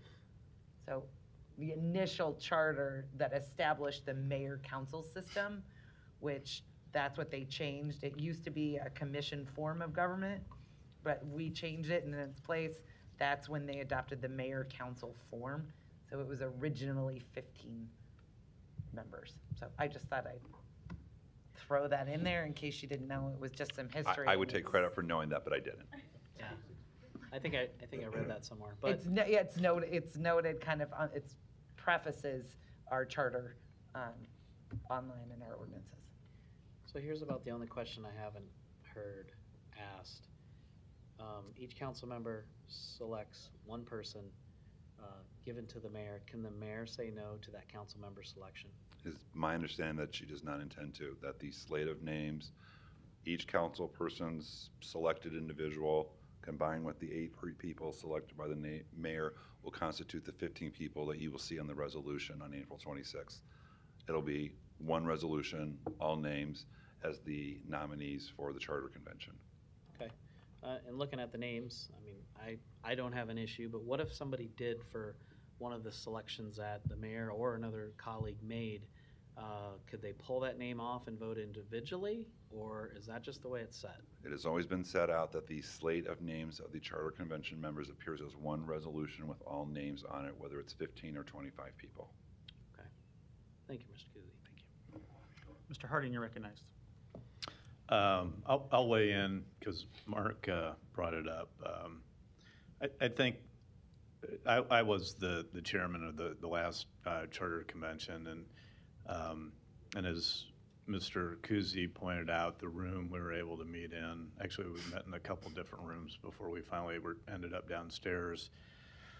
And having 25 members, I think it was a little onerous, and I think having a 15-member board still is representative. It gives all of us an individual selection. It gives the mayor her selections. And I think that the number of 15 seems to be, as was pointed out, for just logistically why it might make some more sense. But I would also say to Mark's point that it may have been a little bit like herding cats at times. So I think having a smaller, more nimble board, I think, can prove to be more productive, so that we can see what considerations come from that committee for our consideration to put on the ballot. Thank you. I would ask just a couple of questions too, Matt. There were a couple of questions I did get. What was why now? I think you addressed that a little bit in your remarks, as opposed to the 10-year mark at 2023. And I think the answer is that the mayor wanted to initiate it now to have those recommendations, because then they could be considered on the November 2022 ballot, as opposed to if you waited one more year, then you're talking about November of 2024, so another 2 years later, right? Matt Kuzi, Law Department, when I pitched the idea to the mayor about doing it now rather than next year, it was so that it could be on the ballot in November. There is a greater amount of voter turnout for a larger election of this sort, rather than doing it next year when presumably we'd have to have a special election to have it, and turnout for something like that would probably not be very good. Certainly not as good as it would be for a general election in a gubernatorial and congressional race here. Yeah, you wouldn't want to have a special election cost in 2023 and have super low turnout probably. I am always sensitive to the finance department, so that was a concern as well. Okay. And then I do think there will be increased interest this year, which is good, in what the commission does. I think there was some decent public participation last time, but I think there'll be a lot more interest around it this time. So I'm encouraged to hear that it will be in this chamber, which I think is much more conducive to that. And I appreciate Mr. Brannon's suggestions about, if it is here, it can be then broadcast right over public access. And speaking to Mr. Indenbosch, he feels that he can speak. Mr. Indenbosch has already reserved the room with the building commission for our planned dates that we've had a tentative schedule. We met with the clerk, we came up with a schedule, and Mr. Indenbosch is going to communicate with DOTComm to work on having it so that this can be broadcasts. And with regard to the public input, that will be up to the Charter Convention members, how that will be done. We'll have a suggestion for them. I guess one thing that the public should realize in terms of not tempering their expectations, but the charter cannot have a provision in it that would violate state law or federal law. Yeah, that was my last question, I think, was you described a mechanism by which the public will be able to give suggestions to the committee to consider. And I'm sure as city attorney, you will review those to see, if in fact they're applicable to the situation or just couldn't be considered because of state law or some other barrier. But absent that being the case, all those public suggestions will be considered by the committee, and so the public can be reassured in that respect. Right? And speaking to Mr. Indenbosch, who will be leading this, I'll be learning from Bernard. He's threatened that he won't be here in 10 years, so I'm going to learn from Bernard how to do it with Ryan Wieson's help. So what Bernard has informed me was that 10 years ago, the Charter Convention had a smaller committee that would review citizen requests, and I assume that the law department was involved in helping review those citizens' requests before any of them got forwarded on to the full membership, because I suspect that there will be instances where members of the public might suggest something that would be inconsistent with federal or state law and not really something that we can pass along to the other members to consider because it isn't something that's viable. But absent something like that occurring, there's no other filter, right? The commission will get to hear and consider suggestions anyone may submit and want to have considered, absent some other conflict in state law or applicability. That's my understanding, and the Charter Convention members itself will set up the process. We have a recommendation for them, but we can't set it up. The commission members have to set it up. Right. And the first meeting's when? Remind us? May 16th. Okay. Further, the meetings will be held in the late after, I think we have the meetings from about like 5 to 7 or 5 to 8. And the thought is several meetings over the summer and Correct. recommendations to the city council, which could be late summer, fall. I believe so, yes. Okay. Earlier than that, because we have to get the ballot Correct. by September 1st. Clerk says that we have to have them by September 1st, so I think the last tentatively scheduled meeting is in July. July 14th. Thank you. Mr. Harding, you're recognized. Thanks. It just got touched on at the very end there, but I did want, it probably would behoove us to make sure people understand that this is a recommending committee. So their recommendations would then come to this body, and this body would then vote on them to place it on the ballot. So what happened, actually, I believe that if my memory is correct, from the 2013, all the recommendations that we worked so diligently on and great ideas, and none of them got approved by the council. That is true. There were 4, I think. There were simple ones. Oh, yeah, Nothing there were with like language corrections. Anyway, it's a good process. It generates good conversation and ideas, and I'm sure we'll have many that actually we vote in favor of to forward on to put on the ballot this fall. And I believe all 4 of those were approved by voters too at the time. Yep. Okay, no further lights. Next item. Thank you. Item 62, an ordinance to amend Chapter 15, Article 4 of the Omaha Municipal Code for the promotional farmers market special designated licenses. Public hearing on number 62 is today. Proponents, please. Seeing none, any opponents? Public hearing's closed. Non-action items, items 63 through 73 do not require public hearing or city council consideration at this meeting, but will be placed on a future agenda for public hearing and or vote. The reason for non-action is noted after the item on the agenda, as well as the date the item is expected to appear on agenda for consideration. Second, roll call. Melton. Palermo. Yes. Rowe. Bagley. Harding. Johnson. Yes. Mr. President. Yes. Motion passed 7-0. Meeting is adjourned at 6:23.